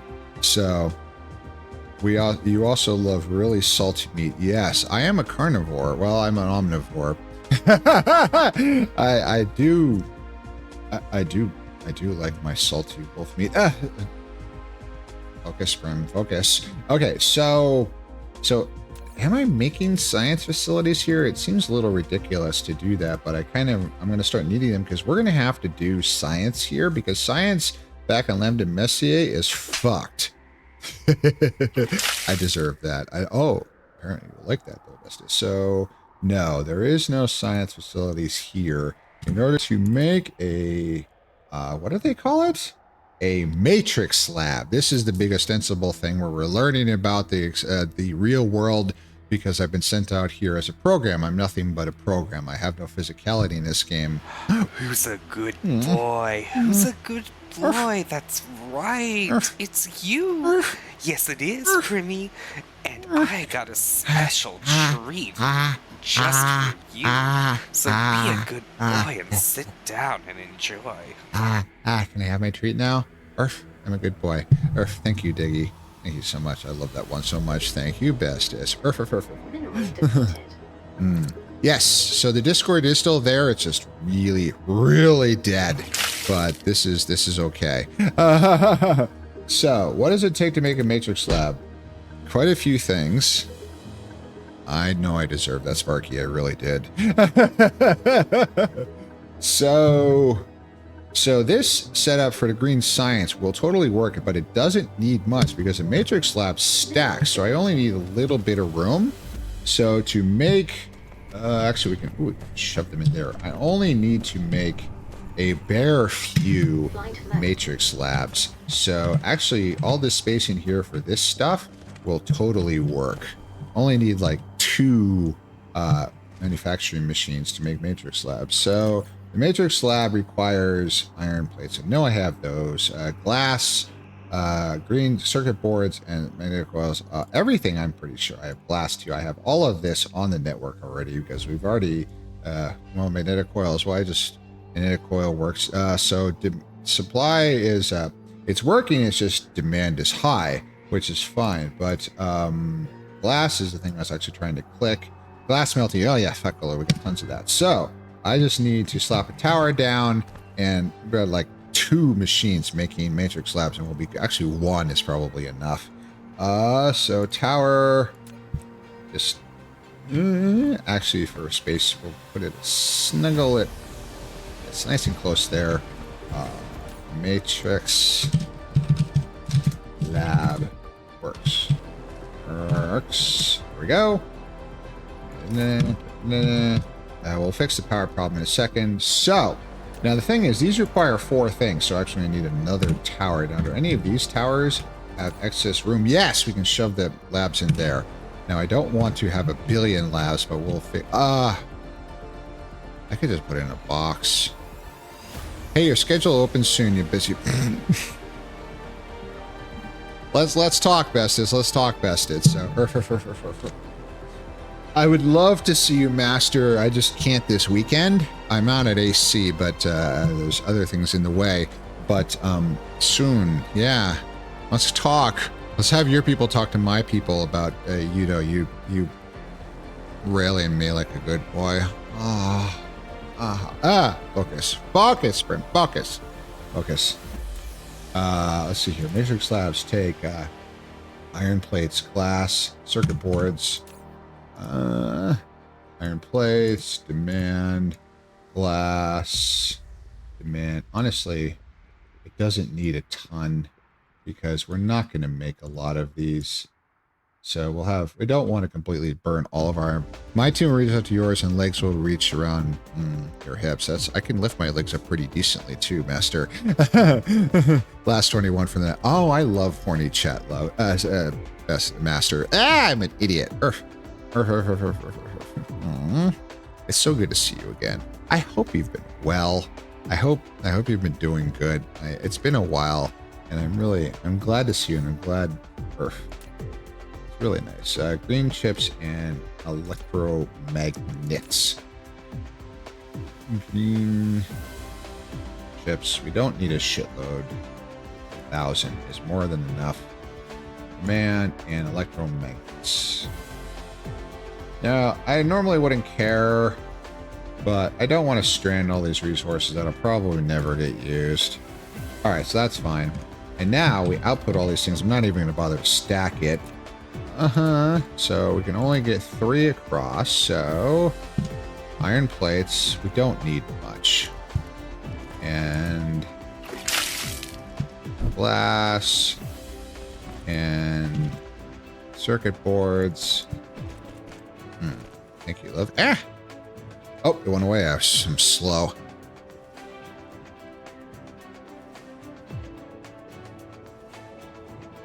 I am the good boy, Master. Let's see here. In production. Actually, we'll just kind of waste a little room. Whatever. Building, matrix lab. And so then also we have an output belt, a supply belt, excuse me, for electromagnets that goes down to there. Aww, I don't have anything. I'm sorry, my stream is a technical mess. Thank you for the 69 nice ditties. Oh, God, 69. Tasty. Tasty meat. Focus, Prim, focus. Oh, Prim, lately I've been trying to get back into drawing, reading. Oh, Ifish! Oh, congratulations. I am so pleased. Earth. That's all very good things. Drawing I can't do. My stick figures look like they suffered horrible accidents. Reading I try to do every single day. I actually put an item on my to-do list to read at least for 30 minutes every single day. And it works. It works. It forces me to slow down, to get into something to read. I'm plowing through the magazines, which is fine. I'll finish out that book. I mean, it's not fast, but oh, I love it so much. It's okay. So I can't go there. So we're going to just go here and there. The output now, this tower, without realizing what the fuck is going on, is suddenly going to place those two matrix slabs, and there's not going to be many. 200 is more than enough, and that's fine. Okay, so all right, we're good. So now this needs, so the output goes to that belt. This is an input, and input, no, disassemble Johnny 5. If anybody remembers that, we're old. We are too fucking old. Let's see here. That was kind of a cheeseball movie, but it was cute. Bam! Matrix Labs. Congratulations. There's our labs. Earth. So, and writing. Oh, also an excellent activity. I need to write more. It's been a really long time since I've written a story. I mean, I do write. I guess you could call it stories. Yeah, I mean, there's thematic elements and some light plot elements. Okay, I'm talking about ERP, but it's not all VR, just mostly. mostly, but anyway. Writing is amazing. I love writing, but reading, Sendoku has a Japanese word for having more books than you could possibly ever read. And it's a beautiful concept. And I have that in spades. I have literal piles in my bedroom that are more than a foot high. There are 4 of them. So I have a lot to go. The to-read list on Goodreads and all, I just use it as a storage mechanism. At the library and whatnot are fearsome. They're so huge. So that's all right. I like reading. I need to stop adding more. I do that a lot. I need to actually finish some of these damn books. Choosing Shelby Foote Civil War series, fantastic books. Oh my God. It's so good. There's 3 of them and they're all 750 pages long. Ow! Oh fuck. I'm almost done with the first one. Almost. Okay, so we've got 108. That's a lot. I don't need that many. Let's take like 13. That's plenty. Okay, there we go. Sort that down. Okay, good. All right, so the whole point of this exercise was over here to build a stack, and we might as well just build the whole thing. So get this, one tick is enough because we're just going to build the matrix slab. I don't even know how tall I can build these suckers anymore. So that is properly aligned. So I need to back this off as far as humanly as wolfily possible. Up, up, up. Let's get it taller, higher, higher. Wow, that is. That's big and tall and firm. Focus, Prim, focus. Having my Kindle helps with my reading. I have 9, soon to be 10 books in it. I am a traditionalist. I like doggy style. I like paper, but I totally have a Kindle too. Kindles are a great concept. They are phenomenal for travel. Oh my God, Kindles are the best. Also, the Kindle Cloud Reader is excellent because I'm a giant dweeb. I like collecting coins. So I have a copy of well, this is a 2022 edition, so it's a little out of date. I have the 2025 in paper, but anyway, I can look at the Sphinx guidebook on Great Britain coinage online, which is super convenient when I look at things that I should not purchase because I'm trying to save money. The heart wants what the heart wants. So let's see here. So I can't really. Is there another slot output there? Yes, there is. So we could just do 1-to-1 here. So take the belt and shove that back in and have an output belt to there. There, input belt, output cell. Honestly, we don't need a huge giant power tower. This will do.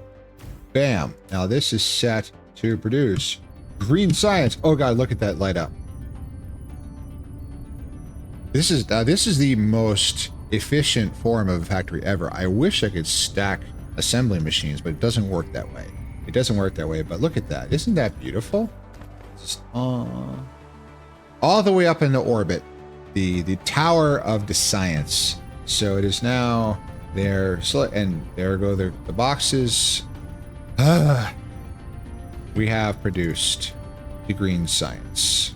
We did it. Now that we've produced the green science and it's on the network, we're going to immediately crack it. Now, eventually we're going to start actually doing science again because we need to get science going and we need to produce the universe matrix. Universe man, biggest giant universe. They might be giants is hilarious. Oh my god, the original meme band. Earth.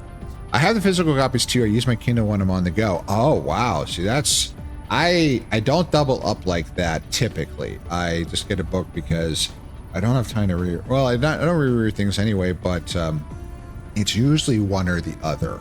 But it's fine. It's great. So reading, magnificent. I actually have a books channel on the Telegram. There's one in the Discord too. That's really dead. But on the Telegram is books. So I try to review everything I finish and all that. I've been talking about the magazines I've been reading because I'm an old fucking wolf. I still get magazines.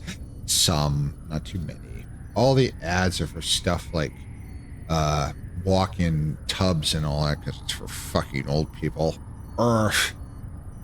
The AARP did try to get me. I was severely pissed off when that happened just a few days after I turned 50. Wow, that offends my sense of order. I will not permit it to clip. I am sorry, but no. That's a hazard to navigation. Now, finally, and for once and for all, in order to produce the warpers, all it takes, and we get 8 of them out of each one. It's glorious. So now we want a lot of warpers. We need to go on green science. So here we're going to take, this is finally works. So we will no longer be dependent upon warpers from 32 light years away. Fox! Hi, Foxy. How are you doing? Welcome, welcome. Good to see you, love. So, it is going to, we're going to bring in green science. We're going to demand it. We're going to demand it all. And then we're going to produce, it's going to supply warpers. We're going to fill this fucking thing, all 50. And we're going to crack this green science. How long does it take? Assembler, 10 seconds. It's pretty long. We need a decent amount of these. We're supplying the entire cluster. For drawing a judicial drawing on my tablet, see, I'm impressed. I would love to see your drawing stuff. I really would. I have huge respect for furry artists. I assume it's furry work you're doing. Listen, I won't ask if it's porn. Don't ask if it's porn. Be a good boy. Don't ask if it's porn.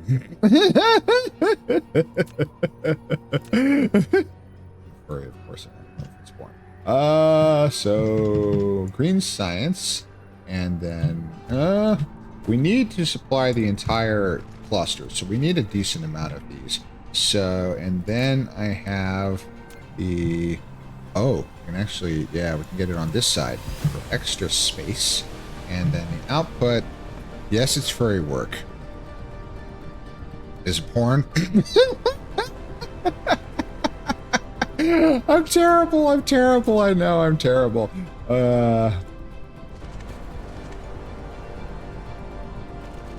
It better. Wow. Such a fox. I know we're all thinking of Foxy. I can't blame you. I'm terrible.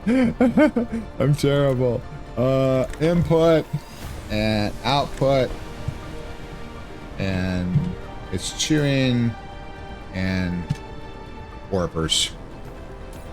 Congratulations, we have produced, finally. Prim, no! I'm sorry. I'm sorry. I'm a dirty furry. I know, it's terrible. It's horrible. I know. No, Prim, come back to the light. I'm sorry. The light has rejected me so long ago. Look at my fur. Finally, join the dark side. We're cookies. Cookies. So, don't read too much in that statement because we actually do have them, but that's a different thing. Wow! False advertising mode. So, finally, once and for all, we are producing warpers locally. Okay, perfect. The time is now almost exactly on. We will have a break. I'm sorry, Haru, most of your wonderful reading light is going to be consumed on the break. I'm sorry. But I can talk for a little bit more because I've got 1 minute and 26 seconds. Anyway, I'll share my safer work art with you. I apologize, Ambush. I'm sorry. Just being stupid. I would love to see your artwork, my love. I would love to see that. I love furry art so much. It's amazing because of course we can't take photographs, especially fursuits, but the art is everything. Okay, everybody get up. It's been an hour. Do that stretch and all that. My legs are gonna fucking kill me because I went really hard this morning. Earth. So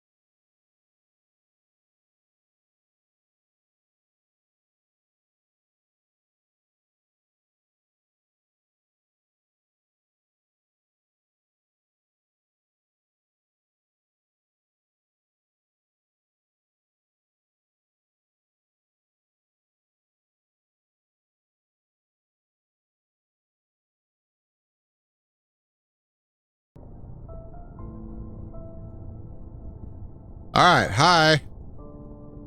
We're back. Okay, there we go. All right, so now it's definitely actually producing at a pretty decent clip, which is good. So now if we look at, so Warper's intraplanetary, so Santa's Workshop, which is the, okay, so that's the primary hub here. So, so we're local supplying, yes. Grim, I sent you my completed works on Telegram. Impish, thank you very much, love. I looked at them after stream. I appreciate that immensely. Thank you so much. Earth. Anyway, so we have Warpers is supplying everything. So what we can do is with the local supply, there is nothing to locally supply, but we can switch this to local demand, which when eventually we get it, so the warps are getting more.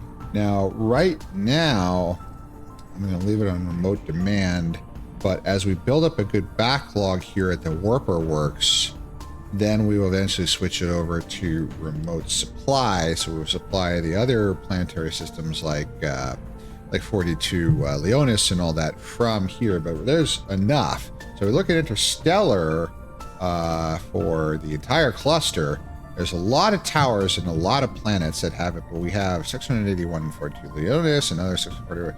Lots all over the place for Leonis 3, also Stralis. There's a decent amount of Warpers, so we have time to build up a backlog, but that's exactly what we're doing in order to, so logistics are okay right now. Mintaka 4, S266 and all that, Lambda Messier 3, of course. So the interstellar station, so the supply is not great. I mean, it's actually falling below the maximum, so it's also not going up, which leads me to believe that something's fucked back on Lambda Messier again. So this would actually probably be a good idea to switch it over to remote supply already, because all these other planets are good for their number of warpers requested, which is very low, because this is just supplying. So supply, remote demand, local supply, remote supply, yes. That is remote supply. So all of these are local, are remote supply, which is exactly what we want, but this is like demand, that's plenty. So if we just use the center, so we should, this is going to go to remote supply. Now there's plenty of warpers here. We flip the bit here, but eventually we will start getting for Warper Works. There, see, it is a few are going over to Santa's Workshop to fill in, but not many. We have enough. We're good to go. So yeah, we switched over to doing it here, but it's only taken a few. We're good. We have a local supply of warpers. We don't have to worry anymore. Okay. One problem solved. And lastly, for writing, it's mostly role play. It's safe for work. Wait, you can do that? I'm kidding. Of course I know. Oh, that's so cute. I love role play so much. It's you get to be with somebody. You get to share a fantasy together. You get to, and it doesn't have to be lewd, although it's kind of fun when it is. But I love that so much because we get to be ourselves. We get to be our characters. And fan fiction. But I have a few other original book stories in the works. Ooh! Congratulations, love. Congratulations. I wish you nothing but the best. I am super, super happy for you. I have huge respect for writers. I'm so happy. That's wonderful. I'm so glad you're getting back into it. Drawing, writing, reading. Cultured proto. I am so happy. Thank you. You are most welcome. So happy with creativity and others following their dreams. I love that so much. I wish more of us did it, and I wish we were encouraged to do it more, and wish we tried and all that. I wish we need more dreams. We need more dreams, damn it. Beaten down so much. It's a decent amount. Now, of course, the lenses, because the streams matter, I'm sure it's an issue, but it's a part of, I know, it's all fucked. We'll fix it later. We'll fix it in post, but right now we have enough. We're okay. We're good. So it's time, once and for all, now that we fixed the warper issue, so we're not We have 100% fish, 100%. Words are good. Yes, yes. We have 100% sufficiency, but that's because a lot of shit is shut down. It's not going to stay that way. So the time has come. It's time to do the big. So it is time to. So let's look here. So buildings, the artificial star power facility. Just allow the positive and negative proton beams to pass silently through the magnetic field and put both ends into the constraint sphere. Nice and easy. Ray, don't cross the streams. It is simple but effective, and it's called the artificial sun. So the beams cross and it blows up and you get an artificial sun on the planet. So one can only pray that containment holds, or else it's going to be bad. And you get called a nuclear weapon. No, an antimatter weapon, which is even more energetic because nuclear fission generates a shitload of energy. Nuclear fusion generates an order of magnitude more. Antimatter-matter collisions generate pretty much perfect matter to energy annihilation. That's where you know that E equals MC squared thing comes in. C is a big number. What is it? 392,000, or is it million kilometers per second squared? That's a big number. So your unit matter times really big number equals a lot. 8. This is definite scientific notation stuff. Anytime there's scientific notation used in explosions, it's about Tifer, Daddy, hello, hi. A cutie pop appears on my following page. Tifer, is such a pleasure to see you. I am sorry. I thought you were being cute. Appears. Thank you, Daddy. I apologize for not getting to watch your recap stream terribly much, but you know me, I'm super fucking busy. But it's Pop here is too cute thing. Oh, it's all good. Yeah, we're streamers. It works. People drift in and drift out, actually, but there was only part 1 anyway. I get that. So yeah, geez Louise. So you are hitting everybody, but their stories and all that. You've got lots of interesting history. Oh, it's glorious. I really need to get to Paris. I've sort of danced around France a lot, danced around Germany a lot. I've hit a lot of the periphery of Europe. Val, it's Kitty!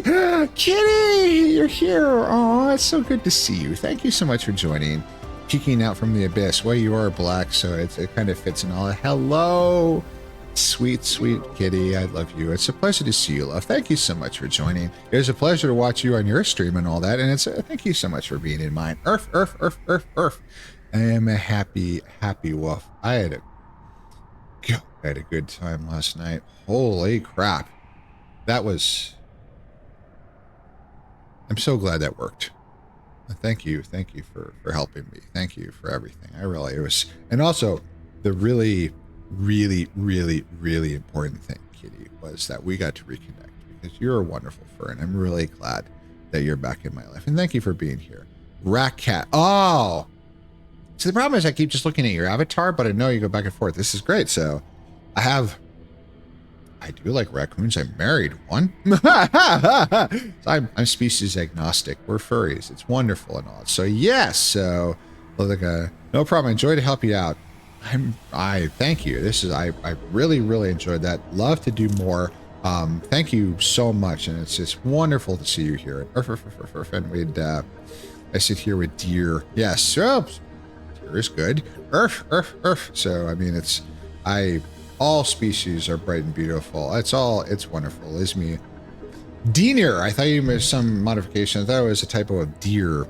I am a good boy. But Veo, thank you so much for being here. Tifer, thank you so much for being here. Tuna fish, cabbage, and Parantha. Parantha? What's Parantha? I am unfamiliar. Maybe I am and I've forgotten. What is it, Daddy? Earth. So Indian flatbread. Oh, is it like a variation of naan? Flaky and buttery. That's different than naan because naan is thick and yeah, it's onions. Oh god, that sounds good. Naan has a pocket.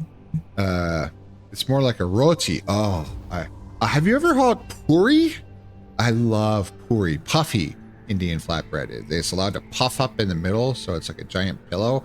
Puri is amazing. It tastes so good. Puri is so good. Pani puri, yes.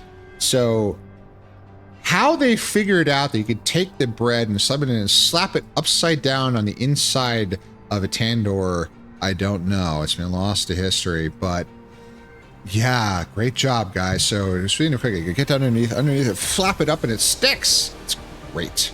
Oh, Indian breads are, oh, that's the shit. Oh, they're so good. I'll thank the Kazakhs for that. Ah, okay, so the Indians stole it. So it's Indian subcontinent cooking, I guess. Or be right back. I gotta get some food. Veo, thank you so much for being here. Get your food. Come back. Tell us what you're having. It's such a pleasure to see you here, love. I really, really appreciate it. We should do a collab stream. Tifa, we should do a collab. Oh shit. Haru, that's all right. That's all right. I didn't tell you. I should do it. So let's see here. So shout out. I am the suck. Let's start with Tifa. And then there's only there's a cooldown, right? Shout out, because we've got multiple streamers here. Hello. Minute 46. Suck! Anyway, so, yes, so we got multiple streamers here. It's wonderful, wonderful. I love this. Yeah, season the tuna with mayo, relish, onion powder, garlic powder, salt, pepper, and paprika.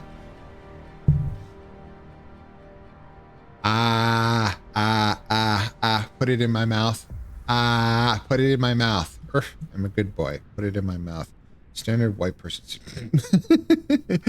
So, of course, that's happy. Good. Okay.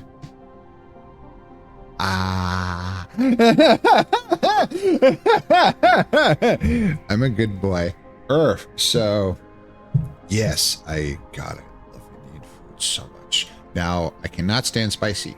I am a huge fucking lightweight for spicy food. Oh god, it's absolutely terrible. It's bad. So you're so freaking adorable. Oh, thank you, Daddy. So I am a good boy. So Kea, my lovely wife. Grim, you're such a good boy. Thanks, Cade. Thank you, Tifa. I am a good boy. So my Falf he's a white Falf. He's actually made of asbestos. That Falf, he makes the legendary death ramen. I labeled it that. He now calls it that himself because of me. Oh god, that hurt. Oh, the pain. Oh, the agony. I was unhappy, Wolf. I ate it. I said I'd eat a bowl of the death ramen, and I did. Never again. Oh god. Oh fuck. Actually, my last batch, not the last batch, but one before, of Kung Pao chicken, where I actually used some Szechuan peppercorn. It hurt to eat those. That was painful. That was a bad month. The last batch I made, I just left it out. So there's no spice at all, which would totally be not approved by anyone of Southeast Asian descent at all. I don't give a shit because it's really easy for me to eat and tastes really fucking good. I like it. I am learning how to deal with heat spice. It's hard. I get it. I like it when it's hard though. Especially when I have Indian coworkers and they found out I cook and bake a lot. Now they treat each dish I bring in with their own. Yeah. So their spice, it's like, oh, it's good. No, it's wonderful. You eat some. Scream and run around and oh god. Yeah. Or as Lisa Simpson put it so well, I can see through time. It's so fucking spicy. Okay, so in order to make the portable sun, artificial star, portable sun, black hole sun, stuff with seasoning 3 chili powders, I was crying. Oh, they're rice puffs with 3 chili powder. Oh my god. Oh, that would kill me from like 10 paces. Oh, that would be bad. So, titanium alloys we have, frame materials we have, quantum chips we have. We don't need a lot of these, but these things, annihilation constraint spheres, that Confining the annihilation reaction within a sphere to obtain a stable and controlled energy output is a key component of artificial stars. Yeah. Make those. Oh, not hard. Particle containers and processors. So we start with that. We don't need... Oh, they're used to make animated fuel rods. We're going to need a lot of the annihilation constraint spheres. So we need a decent amount of annihilation constraint spheres. Honestly, I'm kind of liking this little extra territory here. I can use the rest of this to make the annihilation constraint spheres. Anyway, I must shower. I'm sticky right now. Oh, yes. Go de-stinkify, Daddy. Thank you so much for being here. Let's see here. So annihilation constraint spheres is the first thing on the menu. We have those. It's just particle containers and processors. But no, we have particle container problems. That's a future problem. Right now, we are just trying to get other things fixed. So, Jesus, I don't know how to spell annihilation. A-N-N-I-H-I-L.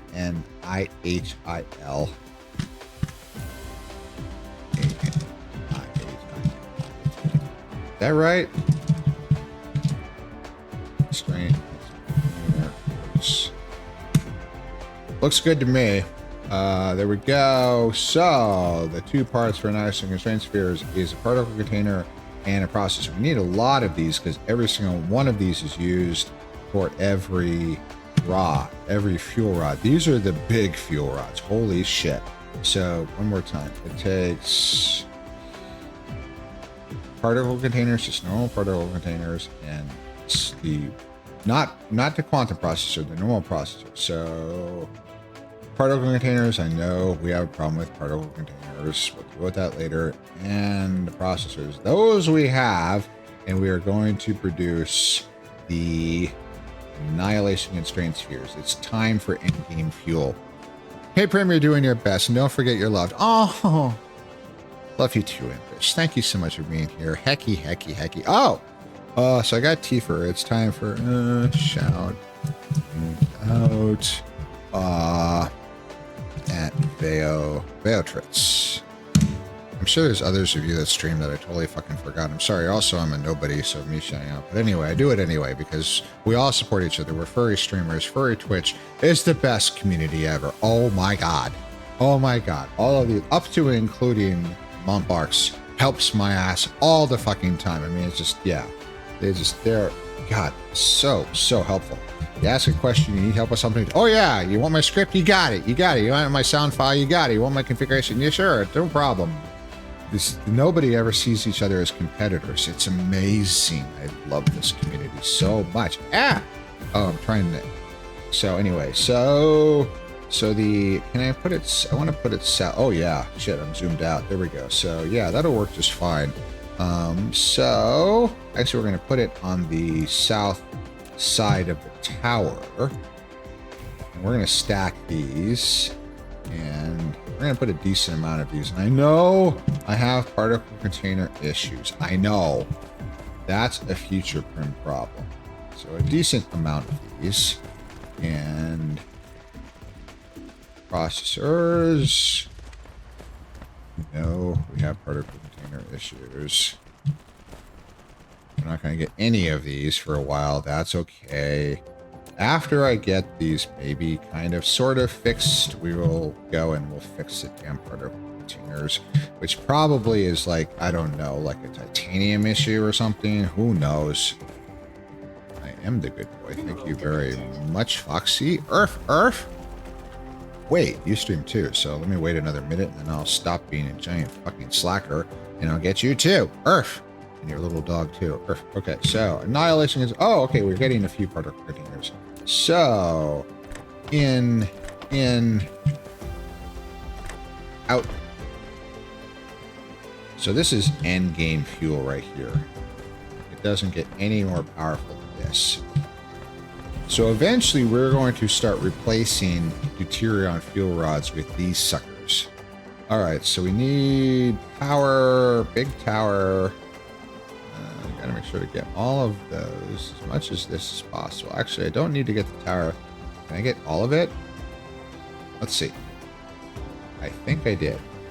Yes, I got it all. Including all the sorters? Yes! All right, so we are now producing annihilation constraint spheres. Congratulations. So we have the spherical containment of the annihilation. Earth. Let me see here. Is it slow? Slash out. At this folks. Yay! Yes, Earth. All the streaming beings. Earth. I obviously I'm a nobody, but I totally like collab streams, so just let me know. Yeah, I'll show up and be a stupid wolf. Earth. Okay, so we got that. So now of course it's time for some much heavier stuff, namely that we need to. All right, so annihilation constraint sphere, we've got a sphere, mass energy storage. Oh, right. In order to produce the antimatter fuel rod, the annihilation constraint spheres strong restraints. Oh, so it's into BDSM. So this is the BDSM sphere. Stop calling it that, Prim. React on antimatter to form a more stable fuel rod. This powerful energy is then safer to harness. Yep, BDSM. It's talking about harnesses like mine. My climbing gear. Safety is absolutely critical. Safety is very, very important in this stream. Thus, I'm always wearing my harness in order to be a safe wolf. Thank you very much. Earth. All right, so in order to make the antimatter fuel rod, which is so the hydrogen fuel rods that we have barely ever used have 54 megajoules. The deuterium fuel rods have 600. We've been running everything off deuterium fuel rods for a long time, and like one deuterium fuel rod or two will get me 32 light years.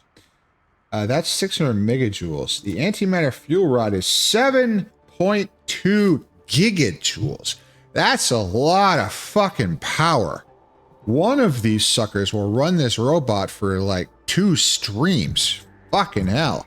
These things are meaty. Jeez Louise. This is energy and a half.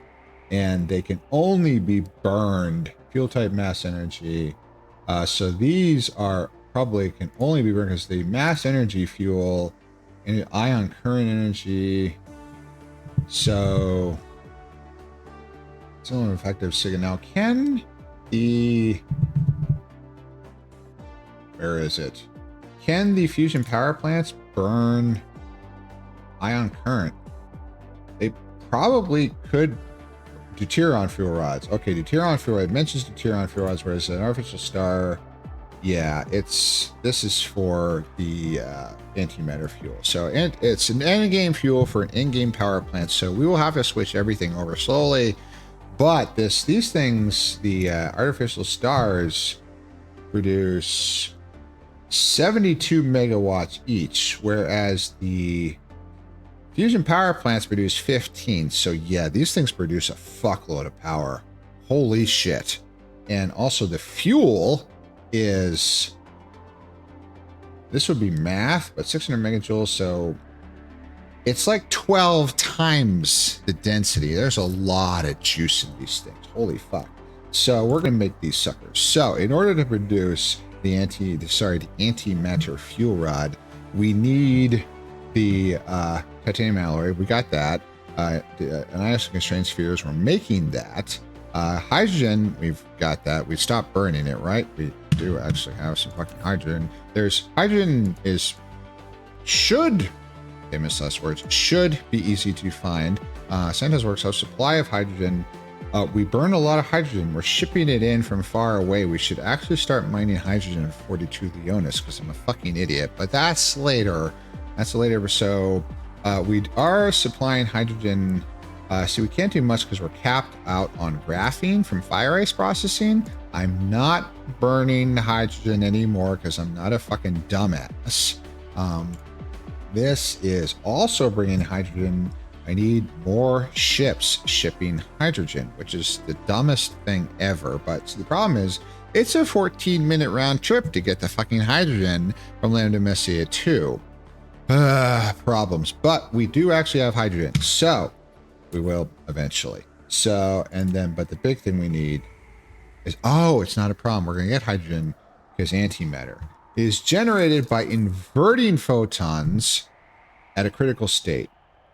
I don't think that actually works. I think it's actually, isn't it taken from particles decaying where you get you get the particle and then its antimatter component particle, antiparticle pairs are generated with quantum mechanics. And normally they immediately annihilate each other. These are subatomic particles are so tiny. It's that the energy released is nothing because the masses are nothing, but you get enough of them and suddenly we got a lot of energy. You get like a kilogram of antimatter. Oh, fuck, that's a big explosion. Earth.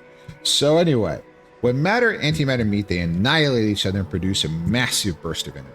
Yes, which is the whole idea. So 600 megajoule. So 1 deuterium fuel rod, one fucking particle of antimatter has enough energy of an entire deuterium fuel rod. Fucking hell. Whereas hydrogen has 9 megajoules. These have 600. Fuck. So can you like burn these in the reactor? I guess you can, but that would be stupid because making them into fuel rods is so much better. So this is the big thing. We take those critical photons that we've been capturing back at Lambda Messier 1 from the Dyson sphere, and we should have a shitload. We ship them in here and we crack them into hydrogen and antihydrogen. Antihydrogen, of course, because hydrogen is one proton surrounded by one electron. So its antimatter component is not a proton, it's not a neutron, because that's a negative charge. It's a negaton. It's not a positive subatomic, it's a negaton. But normally negative charges are electrons, but these aren't electrons. It's a negative proton, or a negaton, I think is the term. I might be wrong. And then instead of an electron, you get a positron, because electrons have negative charges. The positron that orbits around the nucleus of the antimatter hydrogen equivalent is called a positron. Hey, Prim Chemistry class, let's go for my exam. Yes, Zeke. Hello, my great love. How are you doing? It is good to see you.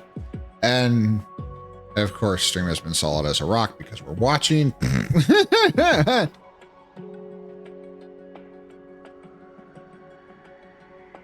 Try to remember when I'm done to send you that file anyway, just to see if there was any kind of roughness detected somewhere. But thank you so much. Of course, it's behaving now. Yeah, because the mechanics are watching. I was an airline pilot. I know how this works. It's like, oh yeah, shit's fucked. Write it out. The mechanic comes out. Oh, let's try it. Works. Ops checks good.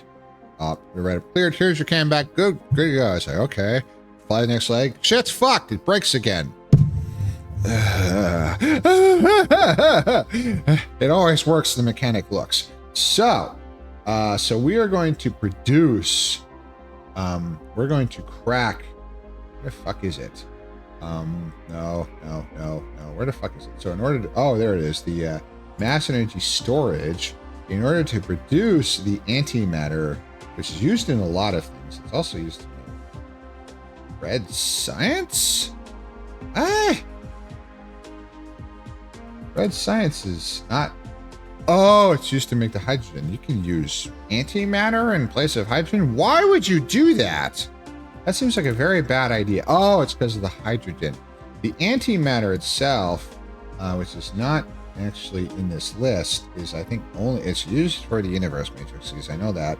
Oh, it's on this side, and the antimatter fuel. That's it. Whereas the hydrogen is used in a whole bunch of shit. So anyway, it is what it is. Well, thank you so much for your help. Well, thank you. I was kind of just thinking that I had to accept it, but thank you. Thank you so much. You're much better.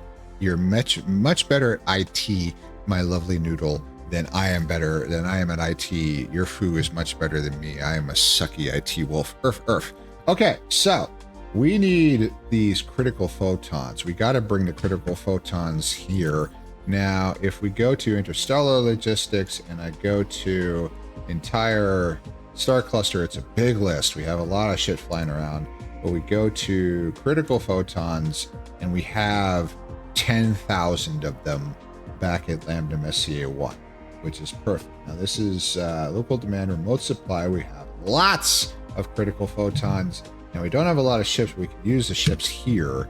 Now, if I look at the local interplanetary logistics. Let's see if we've got any free slots from a tower that has ships. And the answer to that is yes, because we have this last one, Black Hole Mart 7, which has a lot of ships because all it's doing is bringing in iron ore. And we have iron ore coming. Oh, that's the only one, but that's all right. We have iron ore coming into this tower as well, which is super, super busy.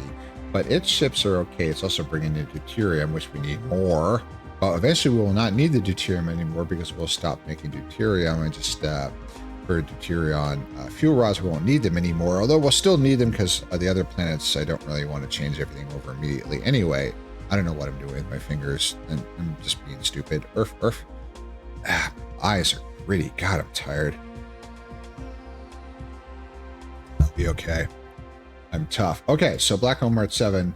Yes, it's bring in. Let's get these remote demand. Let's get these critical photons shipped here. It's going to take a while, but that's okay. So we bring them in now. They're being produced, and if I rent it down in a critical, and I hit here, see we have a whole bunch more critical photons, lots of critical photons coming in from those ray receivers. So we will have lots of critical photons, and each critical photon, when cracked, produces 2 of each.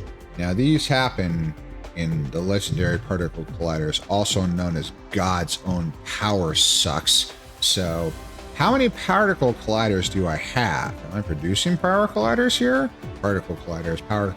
I have 26. That's enough, but just for future reference, I'm not going to fix that now. But are we making miniature? Is there a big particle collider building? No. But miniature particle colliders, and the answer is no. Just for giggles, it's a lot. No. Particle colliders require. Oh, that's a terrifying list. Actually, we've got all this shit. It's fine. It's just they're big, but we've got it all. That's a lot of frameworks. That's a lot of Super 8 rings, but I've got 26. That's enough. So that's not going to fit here. So we need to crack all these critical photons. So I need the cracking process only requires. Oh, I need lots of space because oh my back. The miniature particle colliders are huge. Look at these things; they're friggin' massive. So we're just going to extend this line further out, slightly offset. That's fine. It's a big planet. So in order to make it, all it takes is critical photons. That's it. And then produces antimatter and hydrogen. So one tower will be sufficient. So, all right, this is a momentous step right here. This is a big one.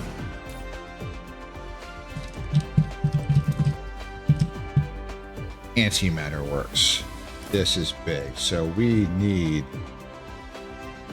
critical photons, demand, and we will supply hydrogen and antimatter. This is huge. This is absolutely massive. Now, let's check the line here because we're going to get snug this.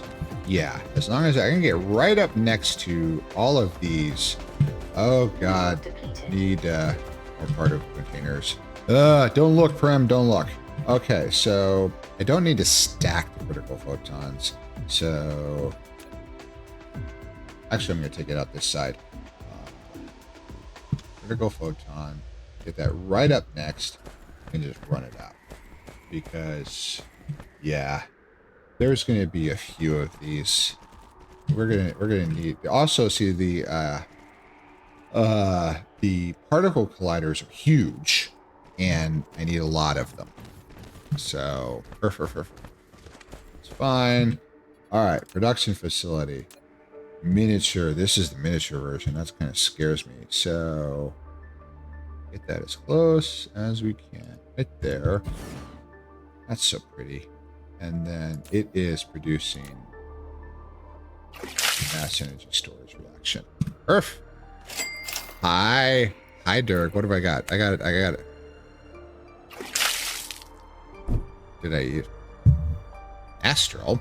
Earth. I love you too. Goodness gracious, love. Earth. Apparently I ate the product already. Jeez, how many things I redeem all at once? Earth. Goodness gracious. Love you too, Astral. There they are. There's the critical photons. Good to see you, love. How are you? How's the job? How is the job? The jorb. How is the 1, 2, 3 up? Okay, there we go. So way the fuck down here. 1, 2, 3. Oh. Tick. Perfect. Tick in. So this will be the hydrogen line. It's great. I'm 2 days off, then back Thursday. So tell me, what exactly is your position, love? Har, I know what positions you like. You're a good Dirk.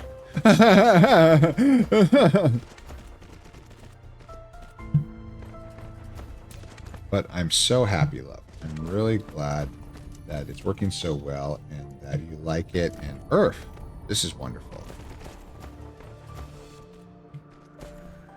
And in. So this will be the antimatter line. I'm a tour guide mostly, or sell merch. Gotcha. At a museum. What kind of museum? Here we go. All the little robots. Look up Nader.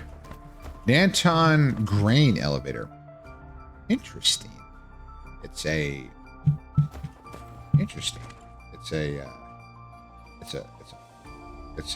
agricultural exhibit. Interesting. Earth. Okay, so focus. So I need the hydrogen there and the antimatter there. There we go. Perfect. Yep, it's powered by RAM back in the day. Oh, fascinating. Really? I mean, I'm not disparaging at all. I mean, Lord knows food's nice. That's really interesting. You've produced antimatter. It contains immensely powerful energy that comes from the Dyson sphere. Learning how to use it can be greatly beneficial. You're exactly right. So I remember, what was it? Enterprise. Star Trek. They of course had the guy from Quantum Leap. I can't remember what the fuck his name is, but and one of the things is that they ran into a society that wanted to use starships, but they didn't know how to use antimatter. Handling antimatter was a requisite part of making warp travel work, because antimatter is tricky shit, because if it hits matter, it annihilates it. So you can't use particle containments made out of matter.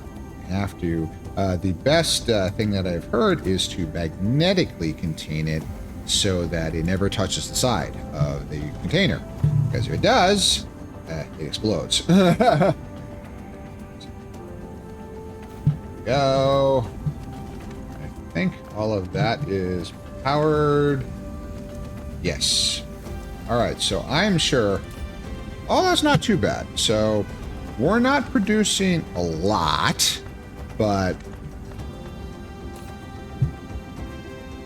now we need that hydrogen. The hydrogen's really in short supply, but we've also got that antimatter. That's... Fuck, that took a long time. I am back with noodles. Ah! Late night spicy nudes, Haru. Good to see you, my great love. Thank you for being here. So, we have just produced the antimatter. It is Earth.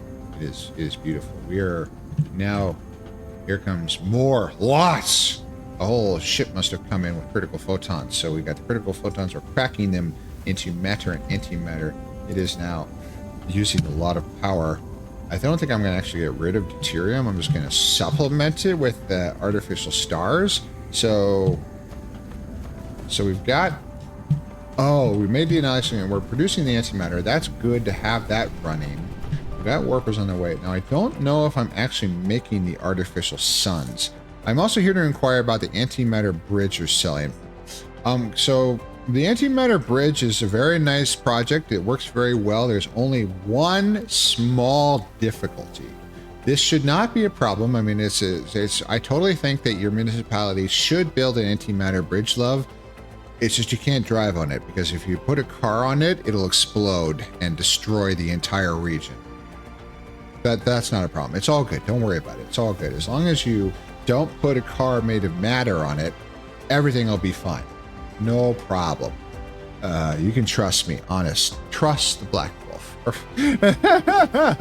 So, make the artificial stars. I'm pretty sure we're not making artificial stars. So, no. So, next up, we're not going to need many of these. So, we're going to put it here in the little sort of side works here. I think this is a pretty significant list. Yes, it's 4 across. So, actually, conveniently, this tower still has slots, which is perfect. So, to make the artificial stars, I don't need a bunch. This throw will work. It's a little constrained, but it'll work. It's just fine. Let's see here. So, the products for the artificial star are quite heavy. It takes titanium alloy, frame materials, annihilation constrained spheres, and quantum chips, all of which are very heavy endgame products, and it takes a lot of them. We have all of these, so we're good to go. I did make frame materials, right? I know we made frame materials. There's a lot of things predicated on frame materials. I don't have a lot, because we don't have a lot of titanium alloy. Prim, don't look. Don't look.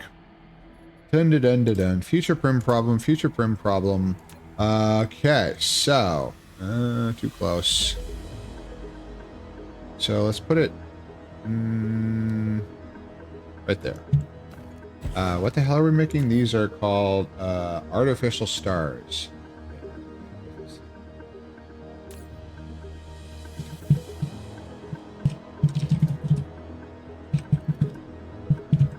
I can't believe we're making artificial stars. That's absolutely fucking wild. Yes, yeah, my antimatter bridge is perfect. I mean, it's great. You can take lots and lots of money and build something that you can never touch.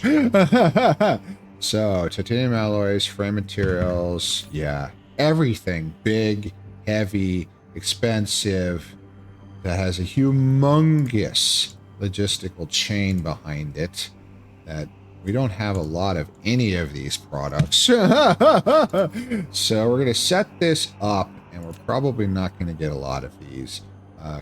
Annihilation constraint spheres. Jeez Louise. Man, I don't need... Wait. I don't need a shitload, because we're not going to have to make a ton of artificial suns, so I don't want to strand a lot of these very expensive raw materials. And then finally, the quantum chips. Oops. Quantum chip. Shrink that down. Demand. There we go. All right, so we're not going to get a lot. We got a lot of logistical problems. It's a wild concept, building your very own stars. Isn't that really something else? Now, of course, we do have the technology to build stars. They only exist for a few picoseconds, and we call them nuclear weapons. But we do. It's just that containment part. We left that out. We'll fix it in post. So, okay, yeah, we got logistical issues. Fuck. I'm sure there's so much to be fixed. That's a future print problem. Is that everything I need? Yes. Okay, so let's do this. That's not a lot of throw. That's fine. So, come on. I want to, get this as all the way down as I can. Get as much throw as I can, which is not much, which is fine. And then the frame material. And then the annihilation constraint spheres. And then finally quantum chip. This is, whoops, no, that doesn't work. Yeah, whoops, you can only have 3 because the sorters only reach 3 deep. So take this and snuggle it up right there. And we are making artificial stars. All right, so this, wait, don't change delete, just, so, not enormously efficient, quite spaghetti, but that's okay. This is not a big high intensity output. Now we do have, yes, so these are going to also contain artificial stars. If we eventually build 500 of these, I'll be pretty fucking happy. It's got room. Okay, we're good. So now the output belt comes along here, gets close enough to see that, and then just clears this and jams right in there. Good to go. All right, spaghetti is now complete. It's time to cook the marinara. So this is input, that is output, and let's see, input, input, input. Bam. Now we're missing the frame materials because shit's fucked, but we'll get this started. So I don't know if we're actually going to build any. I don't know if we've actually got anything along that has enough of everything in order to manufacture one, because it'd kind of be nice to actually build one, but maybe later. So we'll get it there. Yeah, because it's the frame materials, there's a few. The problem with frame materials is that we also have a lot of demand, like the artificial mining machines that we need from. We need a lot of frame materials. So the artificial sun's there. So the antimatter fuel rods need titanium. We've got a problem with titanium alloy. That's our problem. So what's going on with the titanium alloy? The thing is, I was right.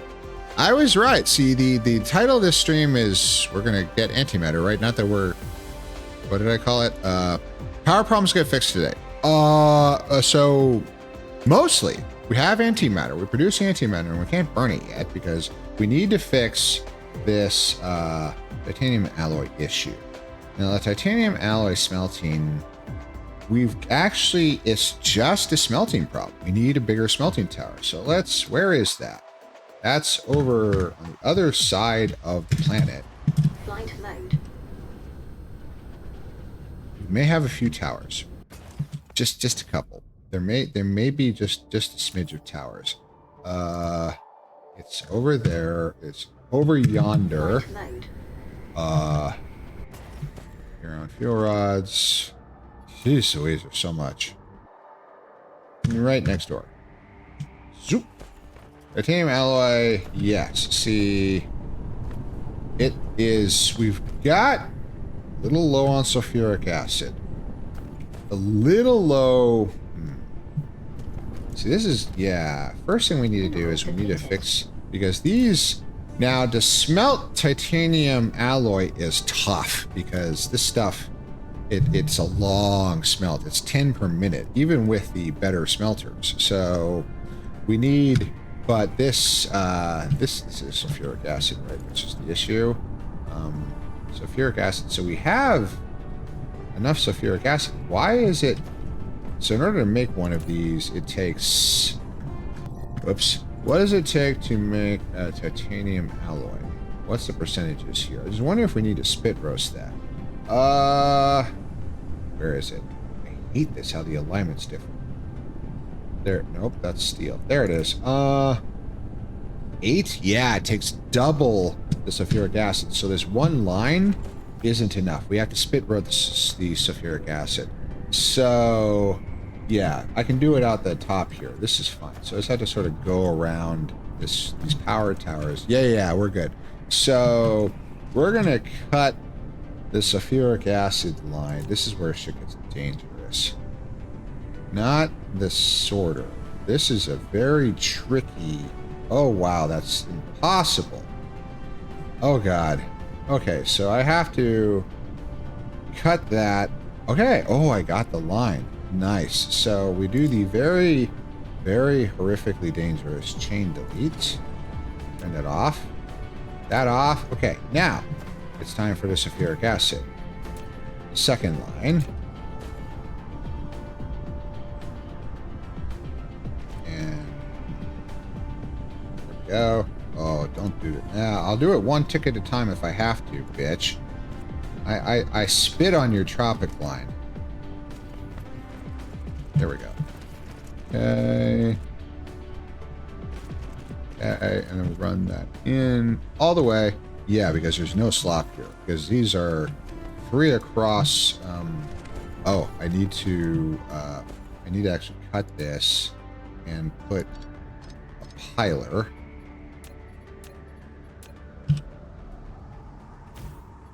And we need to connect this up.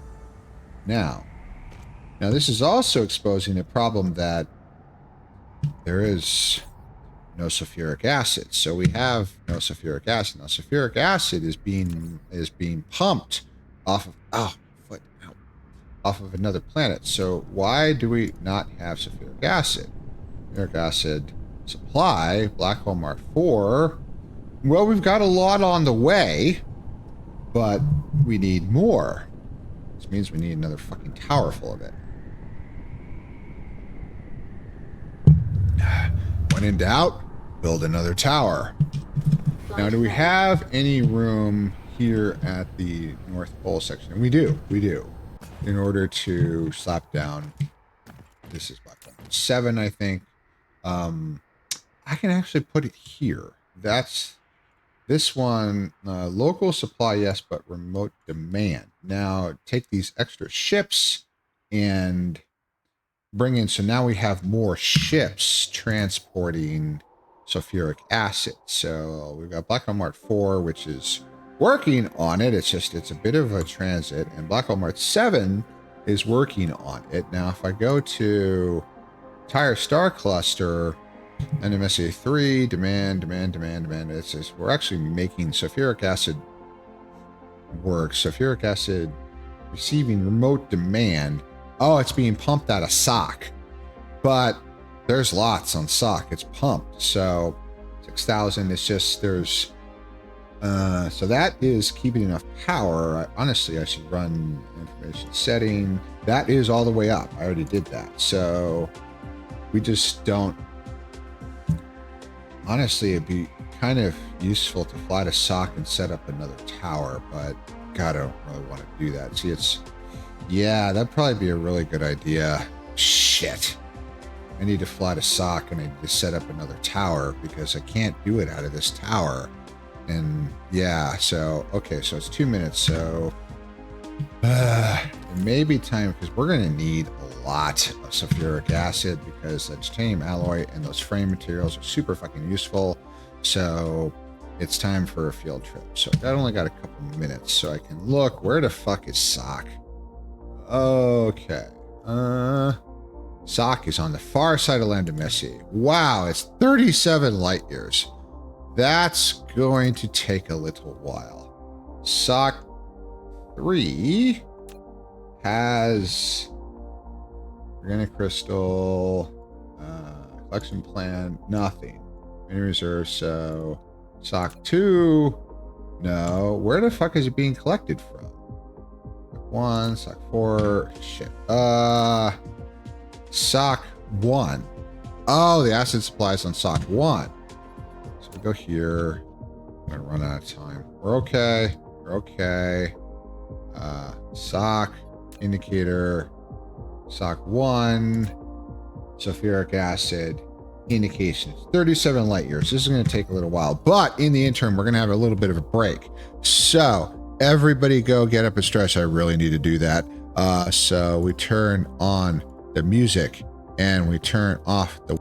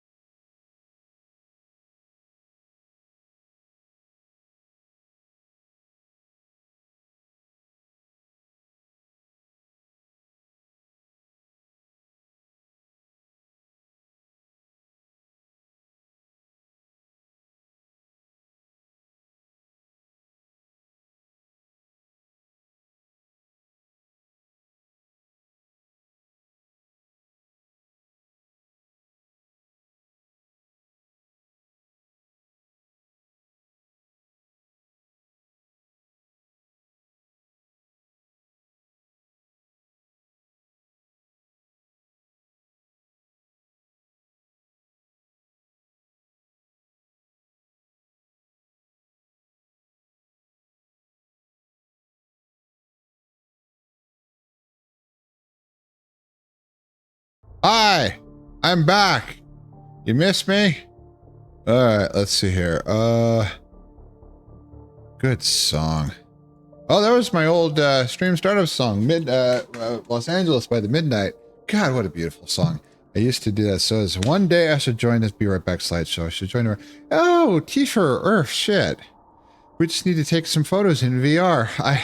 I suck at that. I fail to remember that so much, but I would love that. So next time you see me in VR, remind me, and we'll take some photos. And Veo, we could take some photos as well, and you can be in my because it started ostensibly as the Meteos, but it's just like, who gives a shit? So at any time I see hers in VR or with my suit and take the photos, I added a few with my suit and tack them in and just throw it in a folder, and it's set to random, and it just puts. So I would love to do that, Daddy.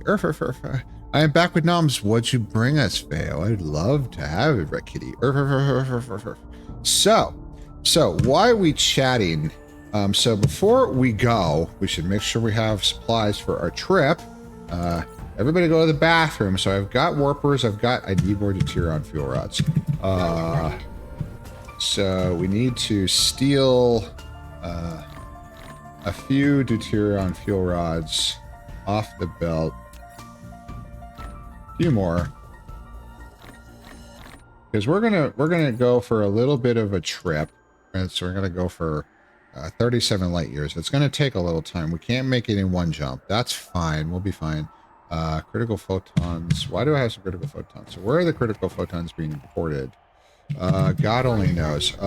So just check. It's one of these towers. No. Oh, there it is. Okay, so the critical photon, just jam it in there. There we go. All right, so I need... Why do I have uric acid? I don't need that either. What the fuck? Okay, so... What did I do? I don't know what. I just lost my indicator. Shit! It took me a while to set that, too. It's going to the black hole. God damn it.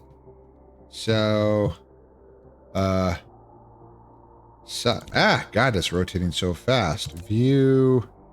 SOC 1. Oh, it is set to SOC 1. Oh, it's rotating because the planet I'm on is rotating. Oh, I'm at the North Pole. Wow, that's just concerning as fuck. This planet rotates unbelievably fast. It also orbits fast. Spicy ramen with veggies and chicken. Also crack an egg in it to soft boil it and just broke the yolk to mix it in. Oh my god, that sounds good. That, jeez. Holy shit, Vale. That sounds amazing. Holy fuck. Wow. Well done, love. Holy shit. Oh, God. You like to cook? I like to eat. I can cook. I can follow directions. I can't, like, improvise or anything, but I can follow directions. But I don't mind it. It's not that I don't like it. It's that I have no fucking time. So I don't cook for every meal. So one of the things that help... I should talk about this when we're flying. So we need... big towers. We have lots of big towers. We need big vessels. Yes, we've also got drones. We don't need that so much, but we've got vessels. Yes, we got Deuterion. We've got more belts. Would probably be good. We need more belts. Where the fuck are the belt works? Daddy's gonna get the belts out. Let's see here. Supply belt 3 works. Where the fuck is that? That's over here. Flight mode. Belt 3 works. Right. Oh, it's over there. Okay. Flight mode. There it is. So belt 3. This is 3. I don't need thousands. Just like, oh yeah, another 400 will do. That's good. Extra, just in case. Take a few more. Really bad to fly all the way to SOC and find power towers. Yes. Generators. Yes. There's nothing to fuel. Don't need pumps. It's just, we're going to set up 2 more towers. Okay. Flight mode. All right. So we have all of the materials for our trip. Come on. Get me out of the gravity well. All right. So we're clear enough. Good enough. Okay. Fire. We're not going to make it. We're not only going to make it halfway. but that's okay. So it's 37 light years. Our actual transit distance is like 20. So yeah, we just got to run the tank dry. You can cook prim for an army. See, that's the thing. That's now that we're flying, I can explain this. So then my mom came in with Korean and I was cooking. Oh, God, I wish I was there. If you were there, which would be lovely. But oh my God, just put delicious food in my mouth. Earth, I would be a happy wolf. Acts of service are my love language. And putting food in front of me. Now, if it's nice, fancy, wonderful.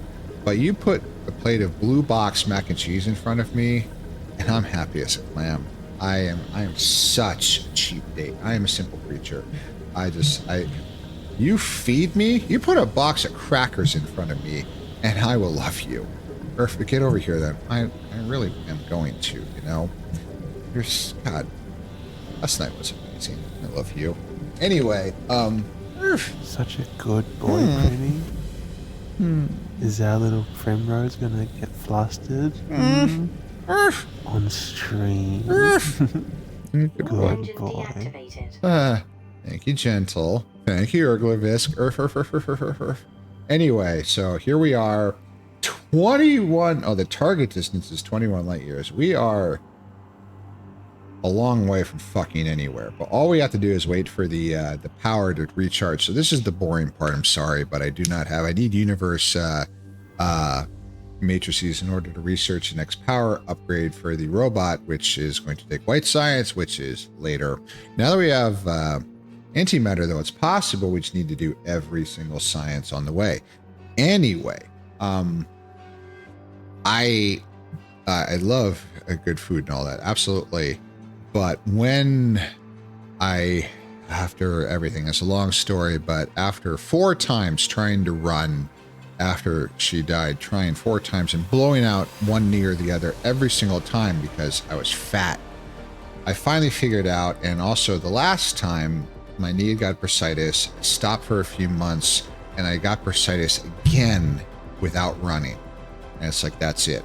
I'm going to end up in a fucking wheelchair, have a knee replacement. I gotta get rid of this fucking weight. So I lost 100 pounds in 7 months. No pills, no surgery, nothing. I just fucking did it. I changed my entire life. It was pretty much the hardest thing I ever... Fuck, this sounds hard. It was tough. The knee thing was especially brutal. The weight loss was one of the hardest things. The thing was part and parcel of me recovering from losing everything when my wife died.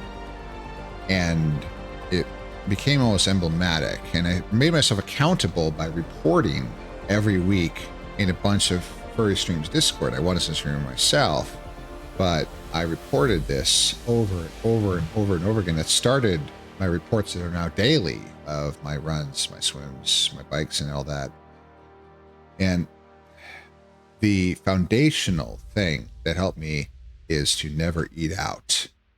That's special meals. No special meals alone was my number one rule for losing weight, because I would cook only what I ate myself. Don't eat anything out, which is universally very, very heavy, expensive too, but very, very, very calorie dense. There's a lot of it. The portions are enormous. But cooking, of course, would absorb so much time. And I only get like 4 hours every evening after work before I have to go to bed, get up and run, or go to work, or both. And so I figured out a couple things. One is that I do not have food boredom, which is apparently very, very rare. Almost no one can tolerate eating the same thing over and over again every single day. I can. I have eaten the same curry. I switched other things, but I eat the same Kung Pao chicken now every day, and I love it every time. I eat the same Indian curry, the exact same recipe, every day for more than a year, and I loved it every time. I could still eat it now, and I never get sick of things. It's something I don't do. Apparently this is phenomenally rare. But because of that, I harnessed that ability, that I just kept increasing the quantities of these simple, protein-rich, mostly just vegetables and protein meals Good for me to know. Yes, I'm a simple creature. You put anything in front of me, shove it in my muzzle, I'll be a happy wolf. But you make me actual ramen. God, I will love you forever. And I made the quantities bigger and bigger and bigger and bigger. So the cooking would take a while, but I started bagging it up and putting it in freezer bags and freezing it. And then I just eat one every day over and over and over again. And it'd make dinner super easy. Throw it in the microwave, eat it, throw the bag in the trash, bam, done. And then I could get on having fun. And eventually the quantities for these became enormous. I especially bought a 24 quart stock pot. A standard big stock pot is 12 quarts. This is twice that. This is a restaurant supply item. It's gigantic. It's a fucking enormous pot. And I make curry, I fill it all the way up. I produce like 4 gallons of curry. The Kung Pao chicken isn't that much. I make it in a wok, but I make multiple batches, filling a large wok each time. And then I bag it up so that the curry recipes, I'd get like 35 bags out of that pot. So I'd cook. The vegetable prep takes for fucking ever. God, prepping all those vegetables, a mountain of veggies takes like 3 hours. Cooking it takes like another 3.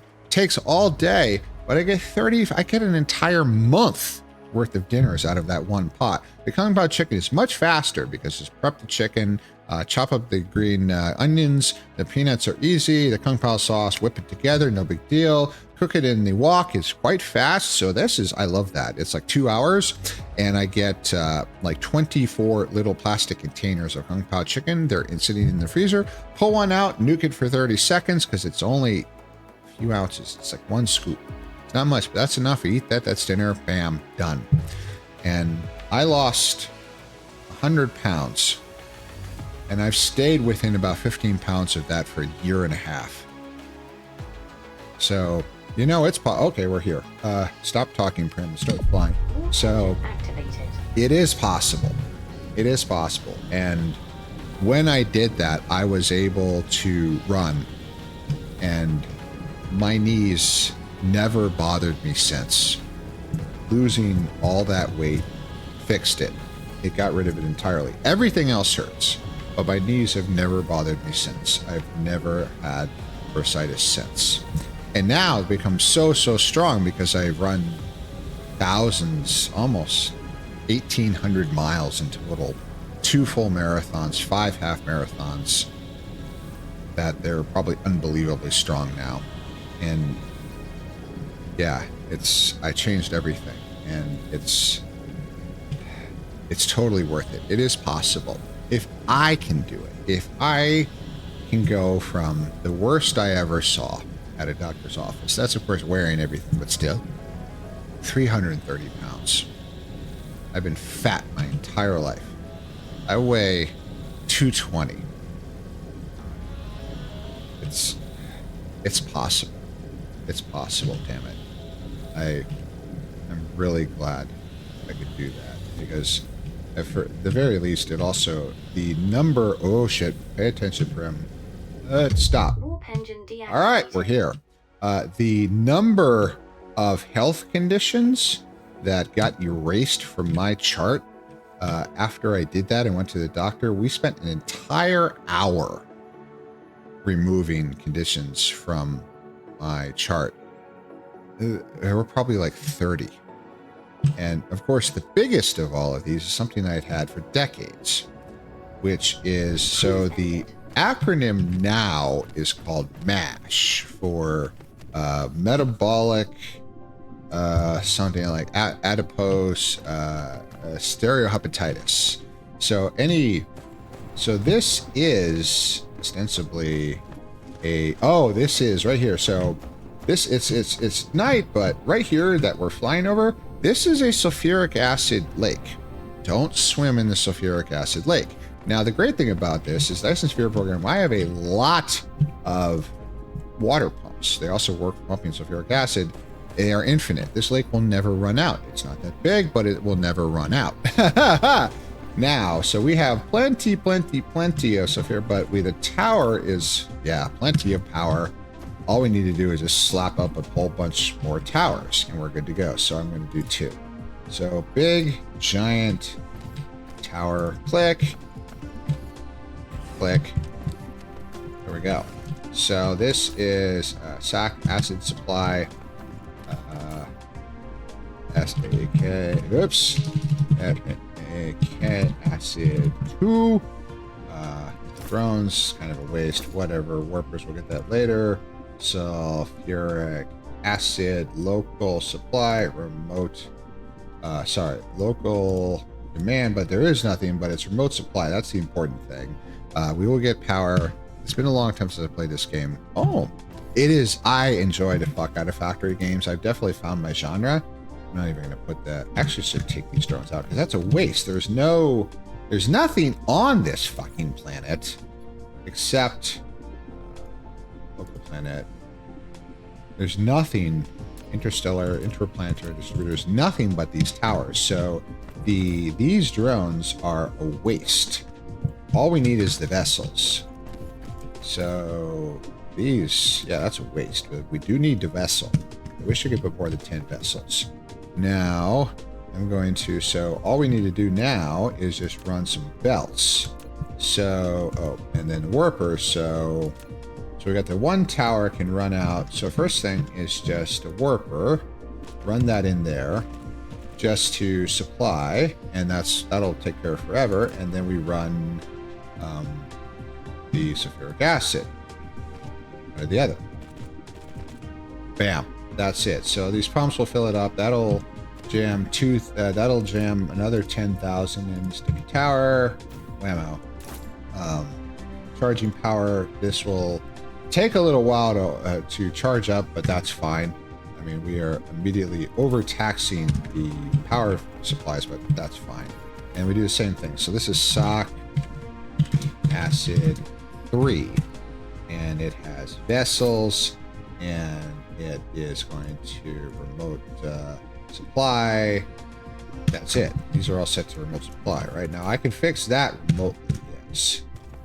And this remote supply. Good. Now, and just chain it. I mean, there's no particular benefit to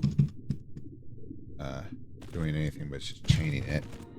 And then this takes the warper, and then this takes the sulfuric acid there, and just drains it into there. So now we have tripled the sulfuric acid storage capacity here on SOC, which these pumps will immediately fall behind, but whatever, they run infinite. It will be enough, and we have, and it's already, there are calls for the vessels, and this vessel, so we're going to run this all the way up, and, oh, power off. Right, so we should probably get the power. Simple, easy, totally insufficient power, but the thing is, we don't really, I can throw a few more, I do have, now this does have a deuterium, yes, has a few more, so we can totally, I've got some generators on me, so we can just take this and run out a few more. They're cheap. Bam. Now we increase the power capacity, easy. Flight mode. And it's not enough, but these won't run full blast forever. So this will, yeah, this is doing good. So these will charge, and we will get the local supply, but it's not going anywhere else. It's just the tower. But so why? God, that's stupid. Why are there any vessels? There's one drone. Oh, those two.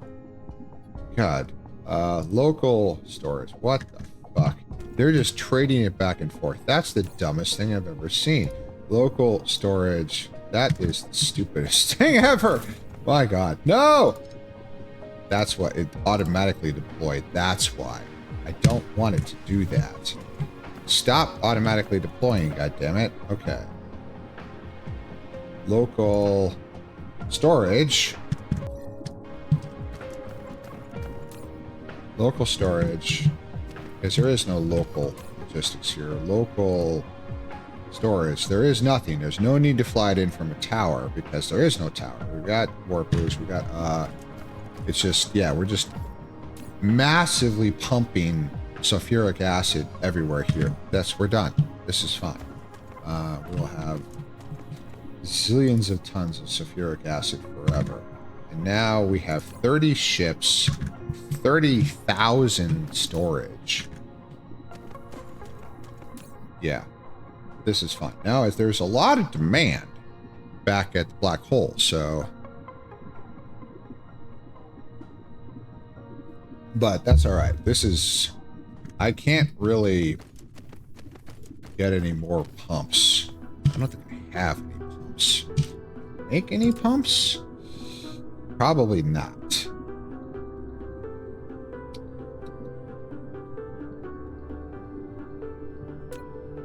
No, I don't have any of these things. Yeah, fuck that. That's fine. We've got enough. We're producing 75 a minute. So, yeah, this is, it's going. Not everything's, 100% efficiency now. The towers are charged. The pumps are running at full blast. So the ships are good. So it's just a matter of these belts are now completely saturated. It's gonna just run. This is a lot, but we're getting a lot. It's doing good. It will start to pile up. Maybe we're shipping. All 4,000 are being called for. Well, there's ships coming to take 4,000 away.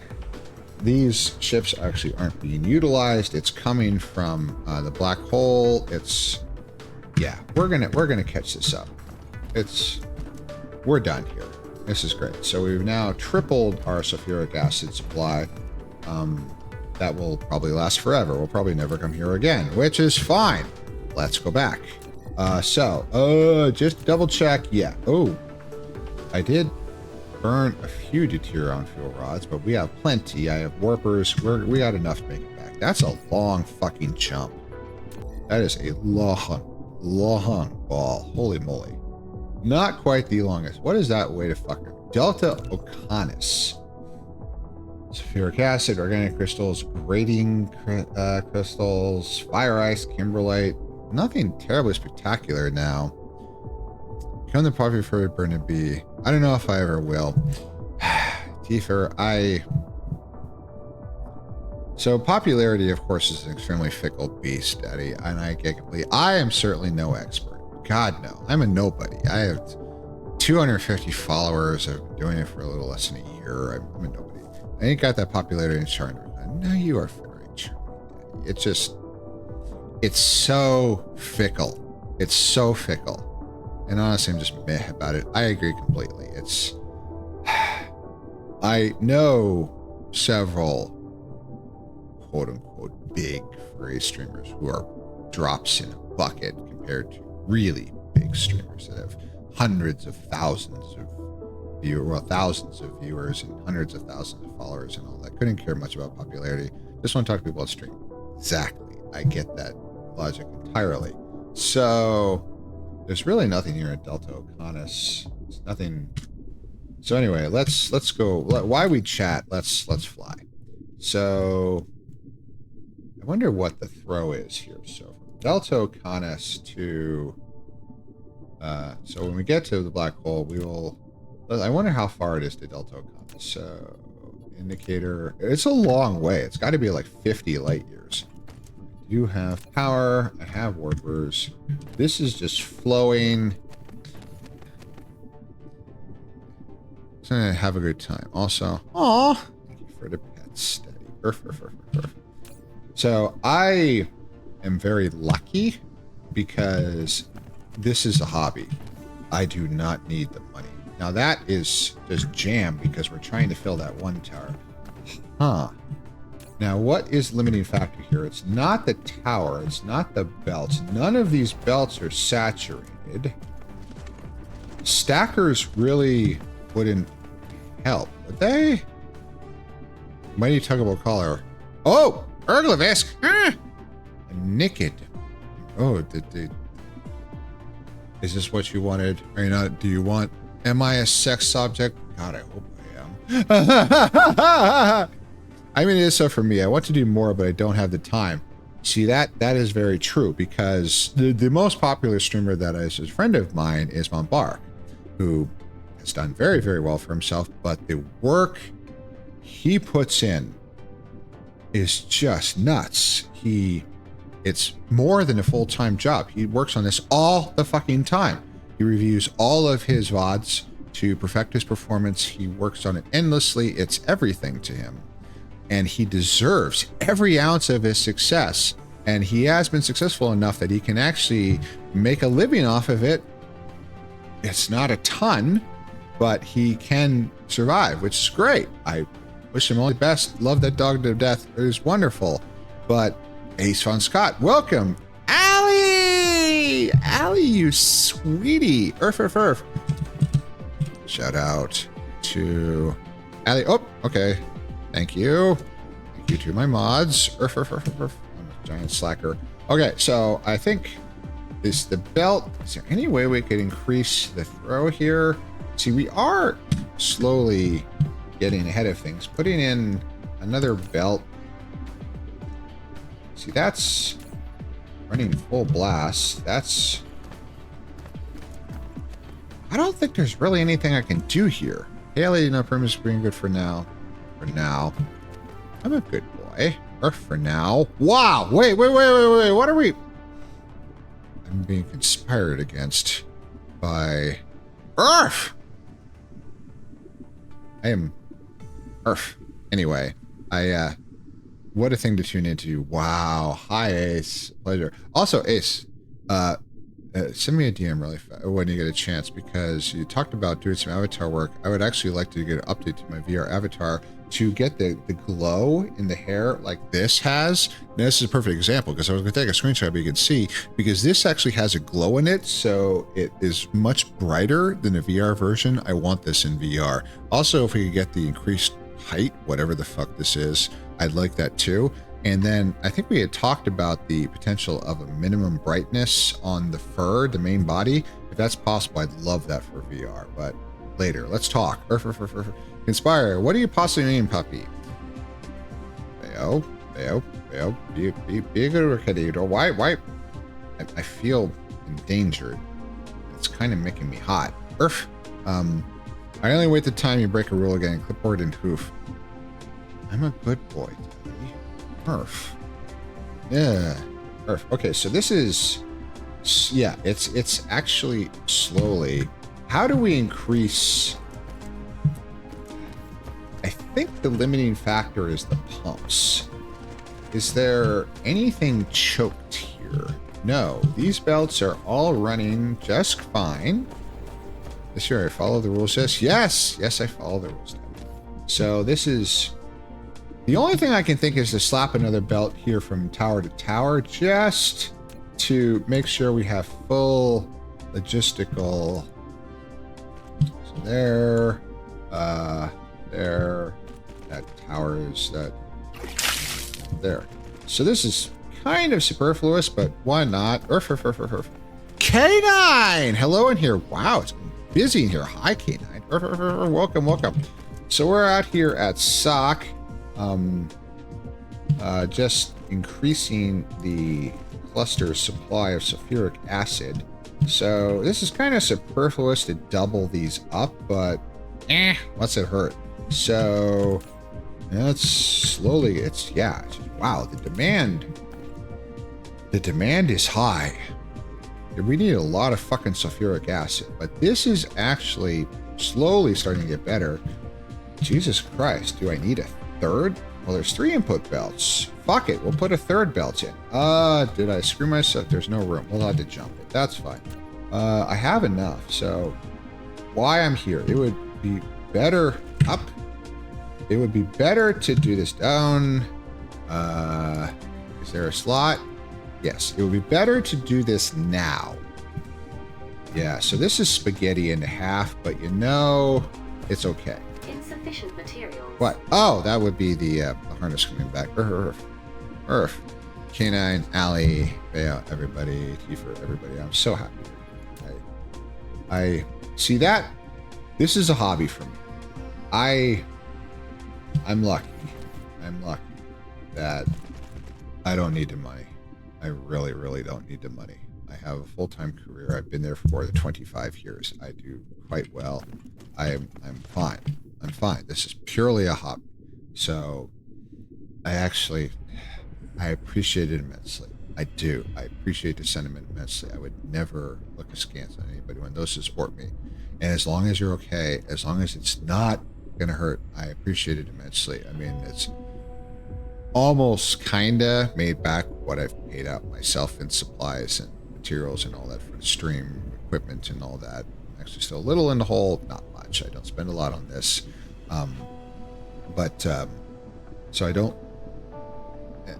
want first donating a lot to me. I appreciate that immensely. This is not keeping me alive by any stretch of the imagination.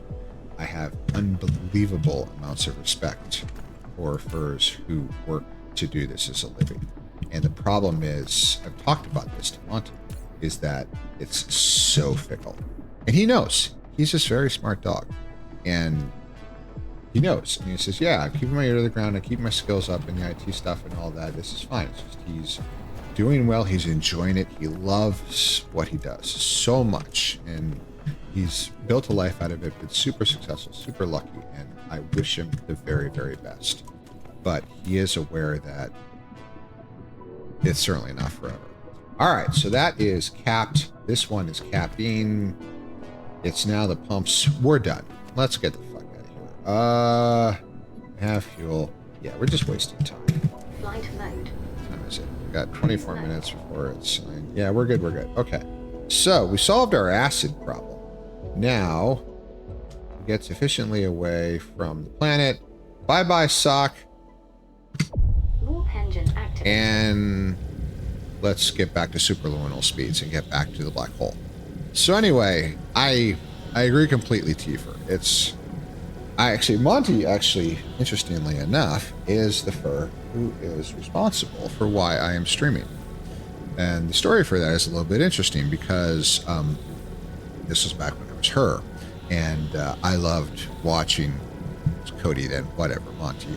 I watched this stream a lot, and I really enjoyed watching him. It was super relaxing, his silliness, ridiculousness, and all that. I mean, some of his humor is a little over the top, but I love it. It's just, he has a purposeful intent to make furs laugh, which is, I find that really, really inspiring because he wants to help others be able to, for a little while, forget the problems and the travails that we all put through just by making them joke around. Morrowind and fart jokes. It's wonderful. It's really good. And I'm really happy you can make a living off of it. I'm super happy. And Warp engine deactivated. so I was watching him one night, and he was playing the DLC of Outer Wilds. I had never played that game. I had barely heard of it. And he kicked me out of his stream. He didn't physically remove me or anything, didn't ban me, but he paused and quite insistently, "Grim, you need to go. You can't watch this. You can't get spoiled. I don't want you to get spoiled by this game. You need to play this game."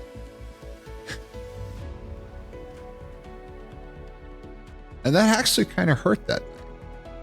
I was actually quite sad because I had a kind of shit day. I wasn't feeling particularly good. I wasn't doing particularly well those years, 3+ years ago. I wasn't doing well at all. And I kind of needed an evening listening to silly, husky silliness. And I had to go. And he reached out afterwards, after he had finished in DM, and apologized. And I said, "What did I do? Something wrong?" I said, "No. I'm sorry, bro. I'm sorry, but this game, Outer Wilds, had actually had a rather profound effect on him. He said, it had helped him. That experience had actually helped him quite a lot. And he wanted me to have the same thing. And he wanted to watch me play it. He asked me to broadcast it somehow, and he wanted to take his time.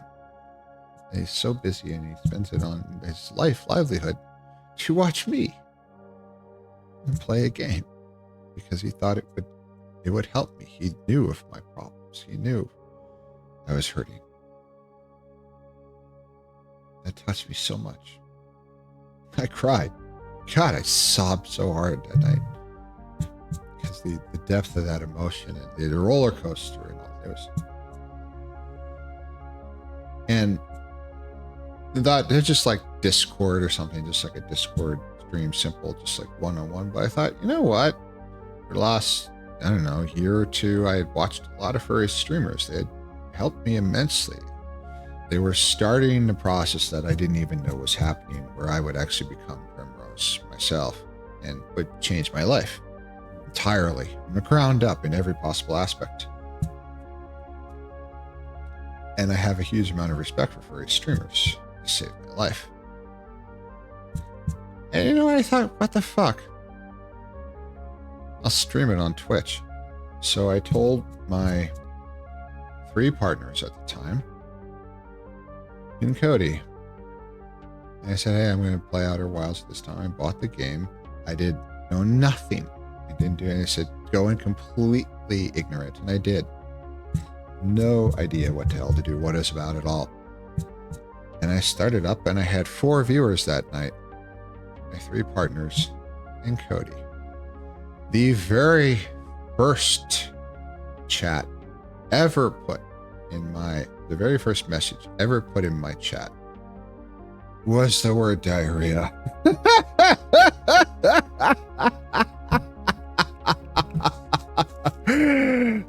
Because Cody. God, that talk. that stream, sadly, because I didn't know what the fuck I was doing, is lost to history. I did not know how to set up VODs. The second one, I did figure that out, and I recorded it, and I exported it to YouTube. I have a VOD storage YouTube channel. It's totally just for that. Every single stream since the second one is on there. Every single one is part of the checklist. When I finish, I export it to that YouTube. Nobody ever looks at them, but they're there. That's something he taught me to do. And so the 4 of them watched me play Outer Wilds and figure out what the fuck I was doing. Now, Outer Wilds itself, to me, did not have that enormous life-changing effect, but it kind of did, actually. Because while the game itself, I mean, I was impacted. I encourage everyone to play it. I also had to go in totally ignorant. Know nothing. Spoilers for that are deadly. Please, I do encourage you, though. It's really it's a lovely game. It's a beautiful concept. I did cry. But much more impactful was the fact that I continued to stream. And it was not an easy process because everyone's busy. So the first stream, yes, I had all 4 of them. They watched the whole time. It was a lovely time chatting and all that. Auntie spent several hours of his valuable time watching my stupid ass figure out how the hell to do things. And Warp engine activated. that was lovely. The second time was down to just 1. That was my puppy. And so I started to feel that it was kind of ridiculous because it's like, well, I mean, why set up all this and go to all this trouble? I didn't have a VTuber. I had a PNG. I just took a part of my my ref and chopped that and make it in. I didn't know what the fuck I was doing. I think I used a boom mic off of my headset for my gaming headset. It was, God, the equipment was terrible. Webcam I had already, and I just thought if it's just 1 viewer, I should just give this up and just be with him in VR. I should just be with him in VR. Why bother to go to all this trouble? Eh. Thank you, K9. Should hydrate, yes. Actually, I have to pay attention. Okay, so we're gonna make it. It's just I don't want to miss planet. We don't want to fly through black hole. The flying through hyperspace ain't like dusting crops, boy. 3, 2, 1. Cut. Warp engine deactivated. Oh, 700 meters. Ha! Shit, this planet moves fast. There we go. Little thrust. There we go. That, yeah, that doesn't get, those warps don't get much better than that, ladies and germs. We're back! Anybody miss us? Anyway, so I think either right after that or maybe just a couple weeks later, I went to Anthrocon last year. And at Anthrocon, I happened to go to a party run by Wacky Badger and Basic, lovely furs, subsequently married. Wish them the best. I'm super happy. Anyway, they at that party, it was an amazing time. I had so much fun, and I ran into Aiden Fox. It doesn't, of course, Ken. There's no such thing as dumb questions. You might end up with stupid looks, but Foxy, Ah! So yes, we are now getting some sulfuric acid here. We have sulfuric acid. Yeah, we're good. Sock. Yeah, it's filling. We're good. We're good. That's a lot. We have, okay, so demand. There's a lot on the way, but we've got 6,000 locals, so we're okay. So where the fuck is the smelting for titanium alloy? Intraplanetary titanium alloy smelting. It's over yonder. Flight mode. Can you die in this game? No. I'm actually, I may be wrong. I'm probably actually wrong with that because shut up. Grading crystal on Merga 5. Fuck. Ugh. I should probably check that we're not actually relying on that anywhere. Fuck. Anyway. Flight mode. But I'm producing grading crystals here and it's overloaded. So we're fine. Where the hell is it? So anyway, see, it may be possible to die, but I, in this playthrough, have disabled the dark fog, which is the enemies. So, oh shit. Hecky. Save game. Save. Okay. So, I'm going to put this back really fast. And then I'm going to give you guys some music to listen to. And then, depending on... Yeah, I'm going to kill that so I don't have to listen to it. I'm going to lose my fucking mind. I can restart it again fast if we need, if we don't get to the end of the stream. But, thank you, K9. So, anyway, to answer the question, can you die in this? Oops, I should let you guys listen to the music. Can you die in this game? I don't know.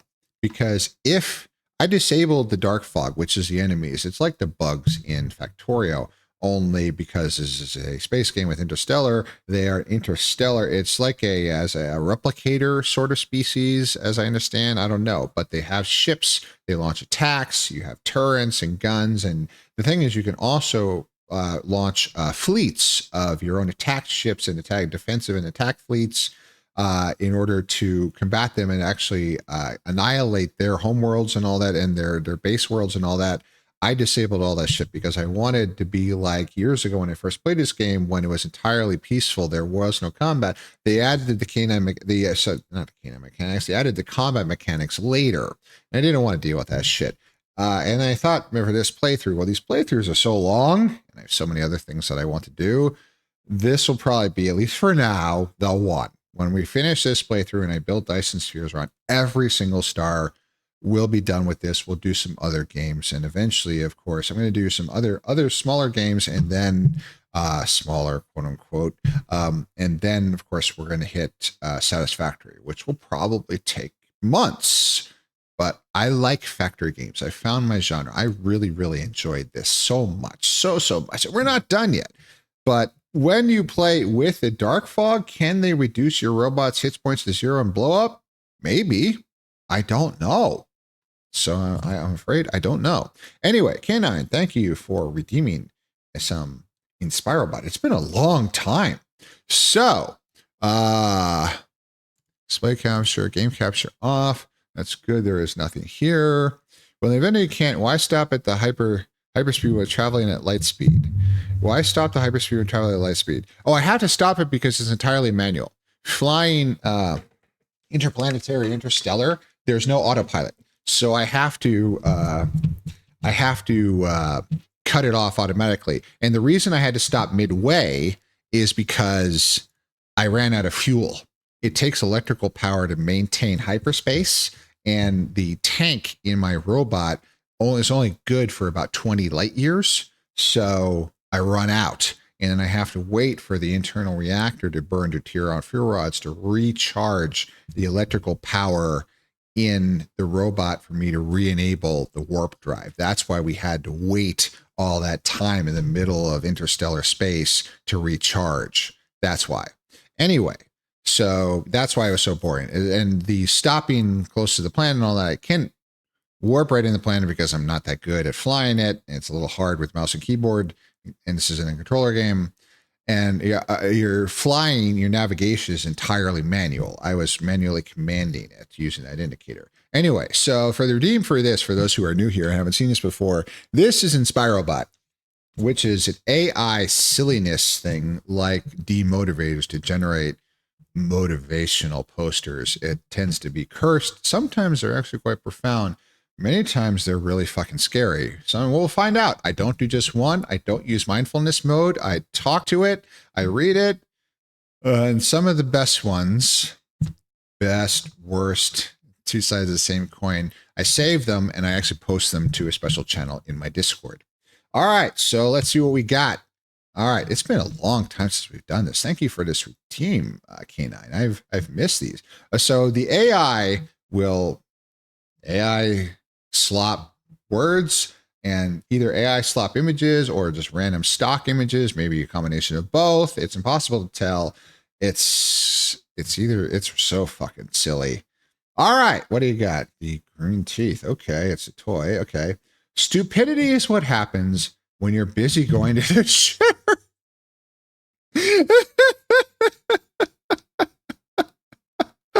Okay, so this is actually probably going to get saved. This is probably going to get saved because this one's actually quite profound, because the number one sort of source of stupidity in this world now is social media. What do people do? I do it. We all do it. When you're on the toilet, you break out your phone and you look at social media, and some random thought occurs to you and you post it and you end up regretting it, or you don't because you're a horrible person. None of us are these people, but there's a shitload of people out there that post things that they should regret, but they don't. Oh God. Some of this shit I've seen. Holy fuck. But yeah, really. Now I have learned my lesson through multiple incidents. So we are going to, all right, the save now is safe, but I have learned to be careful because there actually have been incidents, because the save to window in my browser has been set to my F-list images folder, which has about 3,000 furry porn images in it. That is only the latest furry porn folder. I have about 100 gig of furry porn. Anyway, moving on. That's actually quite good. Let's get some more. I don't do just one. We do it till I'm done. We're having fun here. This is good. All right. So it's all black. Very, very interesting. A dollar bill lying on the street can be the universe telling you, wow, that's actually kind of deep. A dollar bill lying on the street can be the universe telling you not to scare people. So I think what it's going for is that a dollar bill lying on the street can be the universe telling you to not be a fucking thief. Of course, the problem is, see, this is a real dichotomy. So you find cash lying on the floor in public or on the street or in somewhere. This actually happens. This happened to me, actually. I was at someone staying with and outside of his apartment in the building, I actually saw a 20 lying on the ground outside. And I think someone had pulled out their keys and accidentally pulled it out of their pocket. Well, I'll leave it there. They're going to come back. They're going to miss it and they're going to come back and find it. And with me, with my running, this has gifted me the necessity to walk roughly every hour and a half. And his apartment's not very big, so I had to go out into the rest of the complex. Didn't have to go down the stairs, but just sort of walk around the balconies connecting the floors of apartments. And it was still there. And it was there after that. And it got to be late. And yeah, I grabbed it. I'm not proud, but of course, I I couldn't knock. I didn't know which apartment, but yeah, I took it. I'm not proud of that. I certainly didn't need it, but so what do you do with the dollar bill lying on the street? I mean, it's the person you can never, who do you give it back to? It doesn't have a name on it. Can't do anything with it. So you could declare it a test, but what are you being tested for? The person who lost it will probably never be able to find it, even if they did figure out where it was or that they noticed it's lost. It's really, now the one real test is if you find somebody's wallet. Now, sort of the commonly accepted protocol for finding a wallet is that you take the driver's license and you rubber band it to the outside of the wallet and you shove it in a mailbox, and the Postal Service will actually put it in an envelope and send the wallet back to its owner. And that way they get all their cards back, all their ID and everything, which they've probably been canceling like mad anyway. But then when you do that, you take all the cash as a tip. That's kind of the accepted way it goes. But if you're really good, you should just leave the cash in there. But this, not to scare people. So taking a dollar bill lying on the ground doesn't necessarily mean that you won't scare somebody. I'm struggling to see the relevance. Oh, ow. Yeah, I deserve that. I'm struggling to see the relevance.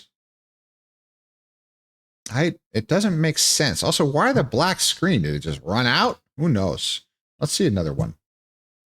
See, it's a conversation starters to me. That's the whole point here. If we're also going to have an ad, we're going to keep going. We're done. We're not done until I'm done. We're also getting relatively close to industry. I'm not going to probably pump this for half hour, but oh yeah, I did want to talk some. Anyway, so a criminal is just as much a hypnotizer. Veo, are you still here?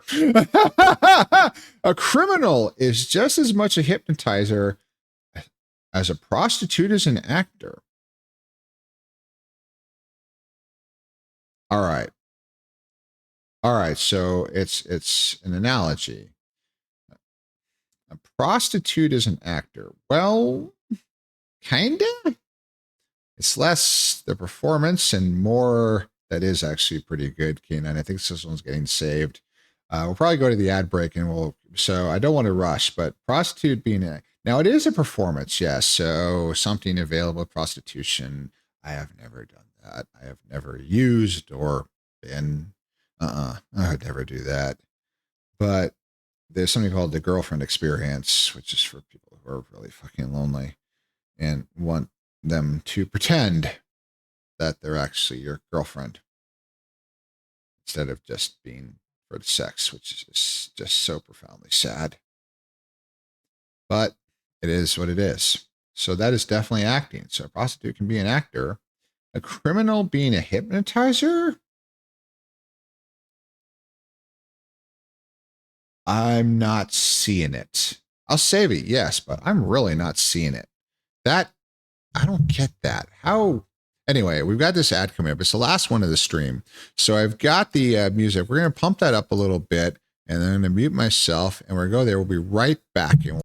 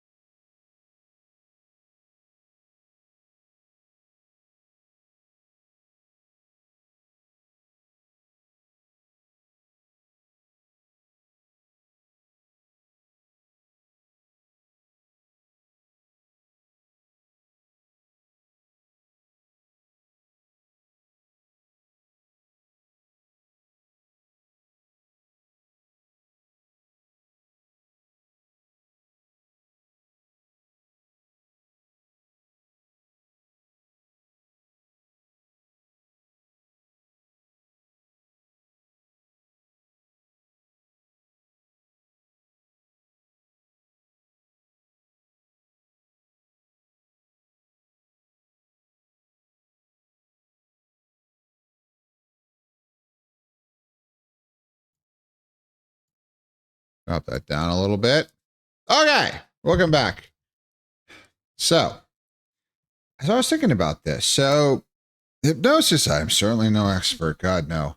But the classic sort of stories from like the 70s cartoons and stuff like that is that someone gets hypnotized, a drop of water in front of their eye, swinging back and forth 4 times. Suddenly they're completely oblivious and will never remember anything. And you can tell them to rob a bank or something, and then suddenly they snap out and they never know what the fuck they did. What do you mean I robbed a bank? What the fuck? What are you talking about? And it's ridiculous, of course. But so criminal being hypnotized.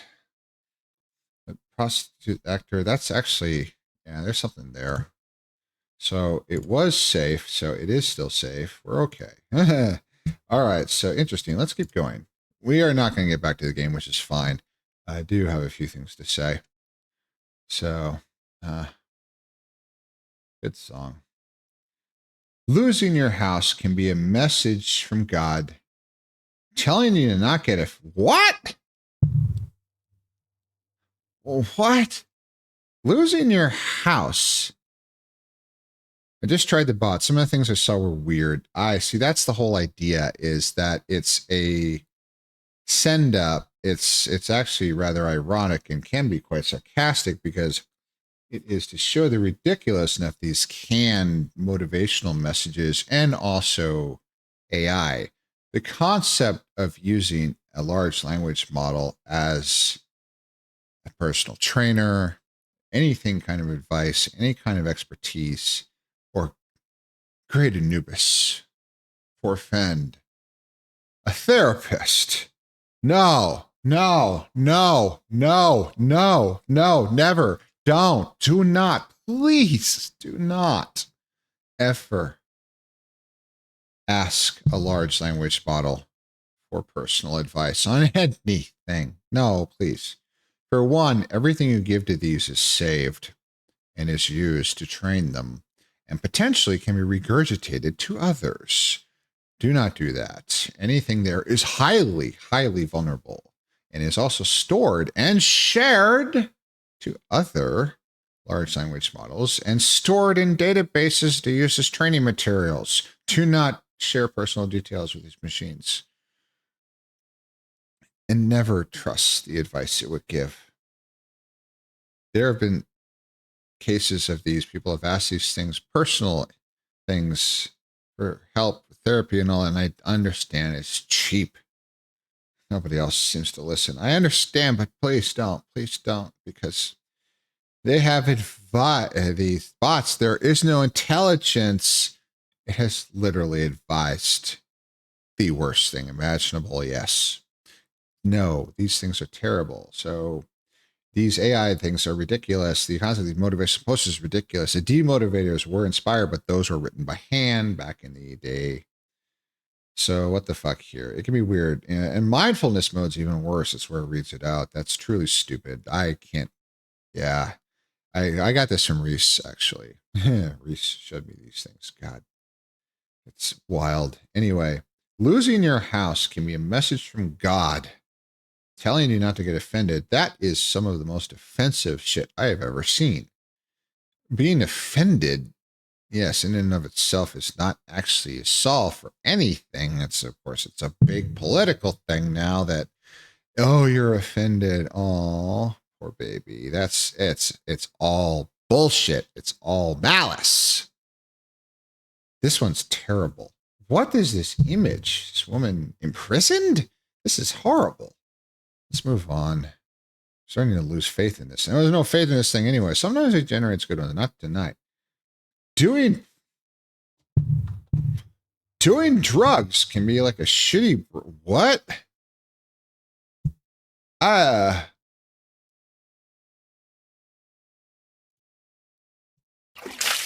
What the, whoa, that's a lot of work. What? You are a horrible boy. Wow, that's a lot of words. Are these all generated? There's nothing sexy about being okay. When you require sex, be feminine. Of course you are amusing. If you seek to manipulate the chaos, you must first be tough. If you actively require courage, try to become a sellout. Whenever you seek eternal life, feel shame. If you actually require heaven, destroy your ego. Whenever you want people to love you, transform. What? That's the worst possible advice ever. If you actually want to change other people's perception of what is a crook, that's an incomplete sentence. There's no shame in being an object. Well, actually true. Lux! Hi, Lux. Shit, you caught it right at the end, but I'm about to like, this is, Jesus Christ. It's just horrific tonight. The InspiroBot, it's supposed to be funny. Now it's just dark. finally, something light. Hi, Lux. Thank you for being here, love. It's a pleasure to see you. I'm really pleased you decided to join. Unfortunately, it's right at the end, but thank you for being here so much. The AI wanted to prove your point and never ask it for actual advice. Inuyasha, you are so correct. Do not. These bots, these large language machines, do not. There's no intelligence. That is such a misnomer. I hate that. Artificial, it is. Intelligent, it is not. It's merely a probability machine designed to find the very next word. It goes word by word. There is no rhyme or reason. There is no plan. It just looks back to like the last 10 words and thinks, what's the next one that would be good? It can't even write good code. It might compile, but it usually doesn't work. These are designed to write ad copy. That's what they're for. Lightly written things that nobody actually reads just to fill space. It's ad copy. Never therapy. Dear God, no. That was awful worse. That was actively malicious. God, it's like it was a window into pure malice. It was horrific. Enjoy life and carry on. Finally. A good, yes, sage words, absolutely. So the legendary British thing from World War II, keep calm and carry on in the face of the Blitz, in the face of losing so many of their men, and the grinding almost surety that they were going to get invaded and lose. Factions within their government were talking about making peace with Germany. And they put out a poster that has become so iconic to their people. Keep calm, carry on. And it's such a sentiment in the face of possible death from bombings every night. The Luftwaffe pounded the shit out of London. Didn't work. It didn't break them. That was truly something. Enjoy life and carry on. Sage advice. Nice wallpaper. Library of Congress. June of 78. Looks like the end papers of a book. Well done. Okay, we're done here with this shit. I've lost my... K9, I appreciate the redeem. And it's fine. It's fine. You are not responsible for InspiroBot being ridiculous tonight. But Jesus Christ, some of that was downright savagely malicious. It was quite awful. Certainly, I do not fault you for redeeming that. And I'm not going to get rid of it or anything. No. I just, wow, I've seen it have off days, but see, that's the thing. Please do not, under any circumstances, do not turn to a large language model for any kind of personal advice. It is fraught to even look at them. This has become quite dangerous because now if you punch Google search results, the first thing will be an AI summary, which will just scrape the pages and ostensibly reprint them to the information that was on these pages, typically like Wikipedia or something, which can be a question of veracity in and of itself. But even that summation is subject to problems. So I do not like this. What they want to do is get rid of the web pages entirely and have all of your search results just be an AI, because they want you to have a conversation with the bot, which will then start to roll in advertising and direct you and shepherd you towards solutions to the quandary you have. You got a problem with, I don't know, well, your humidifier is on the fritz. Hey, can you find me a replacement part? And instead of finding a replacement part, it ships you to sales pages for new ones, because that's so much better, of course, right? I mean, yeah, that's the better solution. So says the money. And what it will also do is learn your political preferences and feed into them and make you happy, so it can sell you stuff later and reinforce whatever insane things people think and make them worse and plant things in their heads. And what truly is horrible, and something I would, of course, never actually wish that my wife was gone, but she was an English professor. And the concept that I've seen multiple times in articles, that colleges and universities and high schools have given up in the face of rampant AI cheating because the students are rebelling. When they try to ban the use of AIs to write papers, the students refuse. We are in process of graduating generations of students that cannot write, that cannot read, that cannot process information. I read something actually interesting. I was talking about this a little bit last night, that I read an article that was actually really fascinating. Now, this is, of course, a pretty heavy concept. Somebody wrote a paper on this, but the arguments can be refuted. It's definitely a philosophical argument that for most of human history, we were purely an oral communication species. The written word did not exist. We lacked the technology, the concept of an alphabet, the ability or place to record anything. So for the vast majority of the 200,000 years or so that Homo sapiens have existed, it was purely oral transmission of knowledge. When we developed language and became Homo sapiens, the thinking ape, we, for the longest time, that's the only way you can get anything. So oral communication works very, very well, but in order to transmit that information, it has to be constantly repeated because we forget. So you reinforce things. One generation teaches the next. And when it's basic survival stuff like living as a, not even Neolithic, but just Paleolithic tribe, you can do that. You teach the next generation, you reinforce it over and over again. The elders constantly repeat the knowledge of the tribe to the young. When things become more complex and society started to become stratified and delineate into different jobs, because there was things like farming, so we had enough free time that everybody's just doing us entirely consumed with finding food and nothing else. Then we started having more complex concepts, and we might have something more abstract, because oral thought, oral transmission of knowledge does not do well with abstractions, philosophy, with ideas that aren't concrete and right in front of you, that can't be easily repeated with mnemonics and other memory aids. And it's fascinating because I've been to, again, the Althing in Ireland. A ting was the yearly meeting of all of the men, the citizens of Iceland, and other Nordic cultures had tings as well. The Althing was the big one in Iceland. And there was a very important job. This man was a law speaker, and he would spend 4 days reciting all of the law.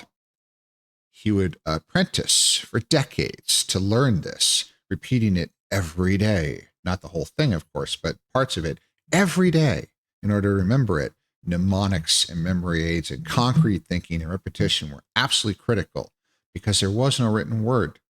These were the sagas. These were the laws. Eventually, they were written down. I have a copy of the Icelandic sagas. There it is. My wife bought it. It's a big book. Holy fuck. I do want to read it someday. And then teaching the next generation. So he'd learn, he'd be a law speaker for like a decade, and then he'd spend the rest of his life passing that on to the next generation. And the thing is, that works, but it's very, and like the Homer's Odysseys, I actually heard this, that the concept is lots and lots and lots of repetition. Like swift-footed Odysseus, he's always described as swift-footed. Is he a really good runner? Well, yes, but why do every single time we always call him a swift-footed Odysseus, or rosy-fingered dawn spread across the morning? Every single time. There's a reason for that. It was a memory aid because those were orally recited. They were performance pieces. It wasn't supposed to be read. It was supposed to be sung. The bard would sing the Odyssey to you. So that's why there were those memory aids. And the problem is we have now, even though we have text through things like social media, we sort of devolved that we can't read long form anymore. And bots and AI just makes it worse. And we're reverting to type, the short window where we had the written communication and philosophy and abstract concepts and other things is closing, which is a horrible thought. I do not know if it's right. I am not qualified to make those philosophical. It's all arguments anyway. It's a ultimate long form, but it's kind of horrifying that the students can't even write anymore because they're entirely dependent on a fucking bot. What a tragedy. It would break my wife's heart. Earth. So tired. Foxy, please sleep. I'm almost done. Thank you for being here. Thank you so much, love. But get your rest. I'm absolutely dead exhausted myself. I will be going to sleep immediately after this. I am so fucking tired. So I was going to talk about FOMO, but that's all right. I can talk about that on Thursday because I will not be attending Anthrocon.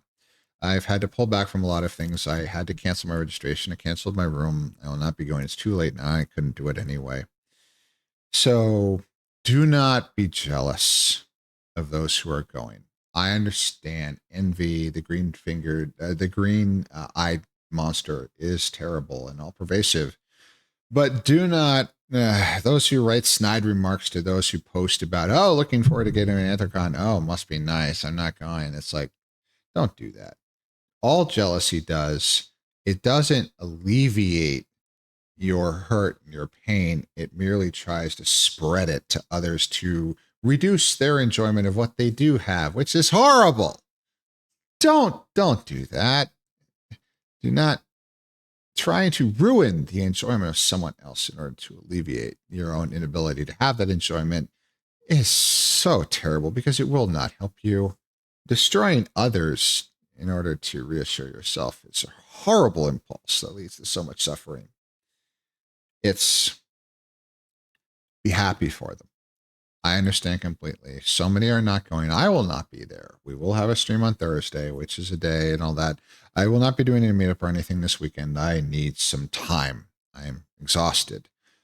So this holiday weekend, there will not be anything in VR. But we will have streams on Thursday and Tuesday. And hope to be there. Those are not there. And those who are going to the con, please travel safe. Please be careful. And I hope you have a wonderful time. I want to hear all about it. So be happy for those that we know that get to go to see these things, that get to have these experiences. Yes, it hurts. Watching the Fursuit Parade last year's, which was the second convention that I had ever gone to after coming back after a more than 10-year hiatus from going to conventions, I really wanted to get a full suit. And I have one now because I wanted to walk in that parade. So I want to do other things in suit, but that's neither here nor there right now. So not being able to walk in that parade this year hurts.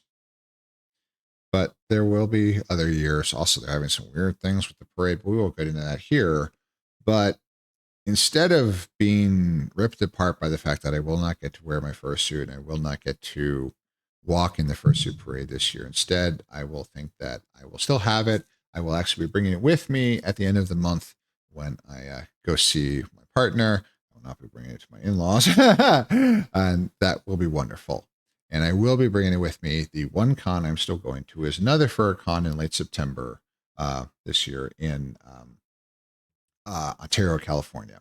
It is a smaller con, but it's closer. And also, I happen to be friends with one of the guests of honors, so I'm looking forward to seeing him. So everyone, thank you so much for being here with me. This actually turned into a really nice one at the end and all that. So for those who are traveling, please be safe. Please be safe. Those in the group chat and all that, let us know how your travels are going.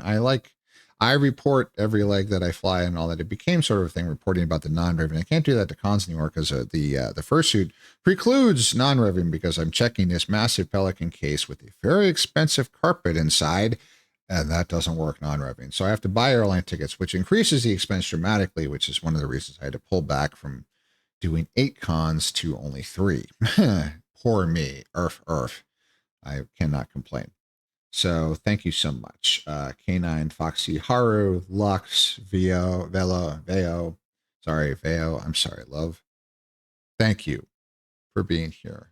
It means the world to me. Thank you for wanting to listen to me. Thank you for wanting to be with me. Thank you for wanting to go with me on these journeys. It's not about the games. I'm no good. You want good gameplay? This is not the place. It's about that we get to be together. I do this for you. I didn't actually get to finish that story, so I will now. When I lost faith after having 4 furs worth my very first stream, 2 when it dropped down to just 1, it felt pointless. And Aiden, very successful, wonderful fox, incredible streamer, and I were talking at that party. I am good in social situations. I do not have a lot of social anxiety, and I'm also loud. Aiden's very loud. We were both drunk. So surrounded by a circle of furs at this party, we proceeded to do shots together, get progressively more drunk, and try to out-yell each other as we're talking progressively louder and louder and louder. It was a wonderful night. I had a wonderful time. He's a great fur. And one of the things he said, when I said that I had tried streaming and I was kind of going to give up because nobody was watching, he's like, wait, do you have somebody watching you? Just one? And I said, well, yeah, I've done it like 2 or 3 times. And I've always said, yeah, drop dice. And no. If you have one viewer, you're in the top 20% of all streamers in the world. I was just floored. It's like, what? That's insane. And I looked and he's right. There are millions who never get anyone at all. So poor me, feeling bad for dropping down to 1 or 2. It's like, yeah, shut the fuck up, Wolf. So that gave me hope to continue. Oh shit. Hi, Jack. Damn it. I'm literally just about to stop. I'm sorry, love. Hello. I hope you have a good night at work. I'm sorry. I'm sorry, love. Damn it. If Kyra shows up, I'm going to cry. Oh God, I feel bad. I'm so exhausted. I can't stay up. Jesus Christ. It's okay. I'm off work. It's okay. Okay. Good. Well, have a lovely evening then, getting to relax. I'd be on more, but my coworker's just nosy and comes to stairs. Oh my God, you're watching me on my phone. Lux, Lux, thank you, love. It's so lovely to have you around in my community. I'm super happy about this. It is really nice. For everybody here and all, I do have a Telegram group chat, which essentially is the foundation of my community now. Yada, yada. Sleepover Princess, we love you. I love you too, K9. I love you all so much. I think he will stop, though. I left a picture for him to see. Oh, God, was it juicy?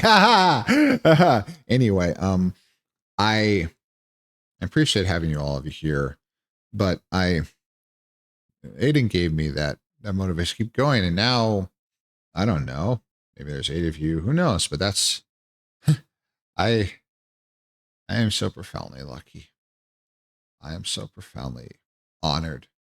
I'm humbled massively by you wanting to spend your evening watching me repeatedly in many cases. I am truly, truly honored. And I wish only to speak to you, to interact with you. I see this as a table that we're all around together. Yeah, I'm the one with the mic, but whatever. It's all about the chat. That's what I always enjoyed watching streams, and that's what I want to do here. I love streams when it's just talking. So honestly, if I could drop the game and just do nothing but talking, I would. That would be lovely. Also, could leave a picture-in-picture, a little harder to notice.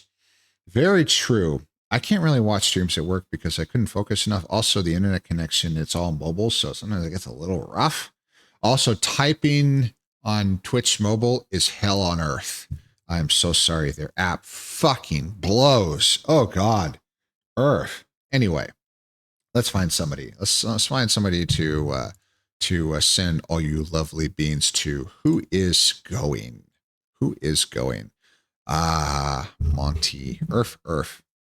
Last stream for Anthragon. Oh, wow. Holy fuck. Cody's got 112. Good on him. Holy fuck. Wolf. Moss. Kyofu.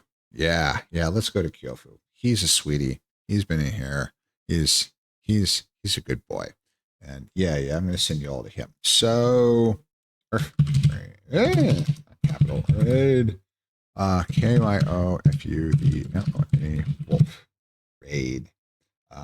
Yes. It is time for all of you to take up arms and to go invade Kyofu's chat. And And then it's time for me to get to bed. Earth. So this is where I get to see. Fuck. 8. Wow. Huh. I'm humbled. Wow. Thank you.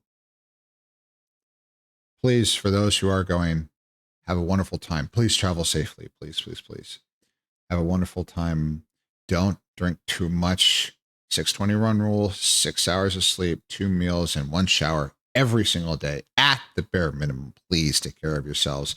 Have a wonderful time. Have a wonderful con. For everybody else, we will have streams on Thursday and Tuesdays and Tuesday as usual. Thank you so much for being here. I am truly honored. Thank you, Haru. So, I don't do read messages. I always forget, but it doesn't matter. Thank you all for being here so much. I will see you all on Thursday. For those of you down here in the desert Southwest, like I am, please try not to boil. For the rest of you in the rest of the country, please not to be parboiled by the high temperatures plus humidity. So I am lucky I do not have humidity, but it's 108 today. So it doesn't really matter because shit's fucking hot, yo. Oh, God. Boiled wolf. I ran it at 7:30 this morning. It was 80. Ah, God. Earth. 2 meals. Yes. Every day. God damn it. I love you all. Be safe. Earth.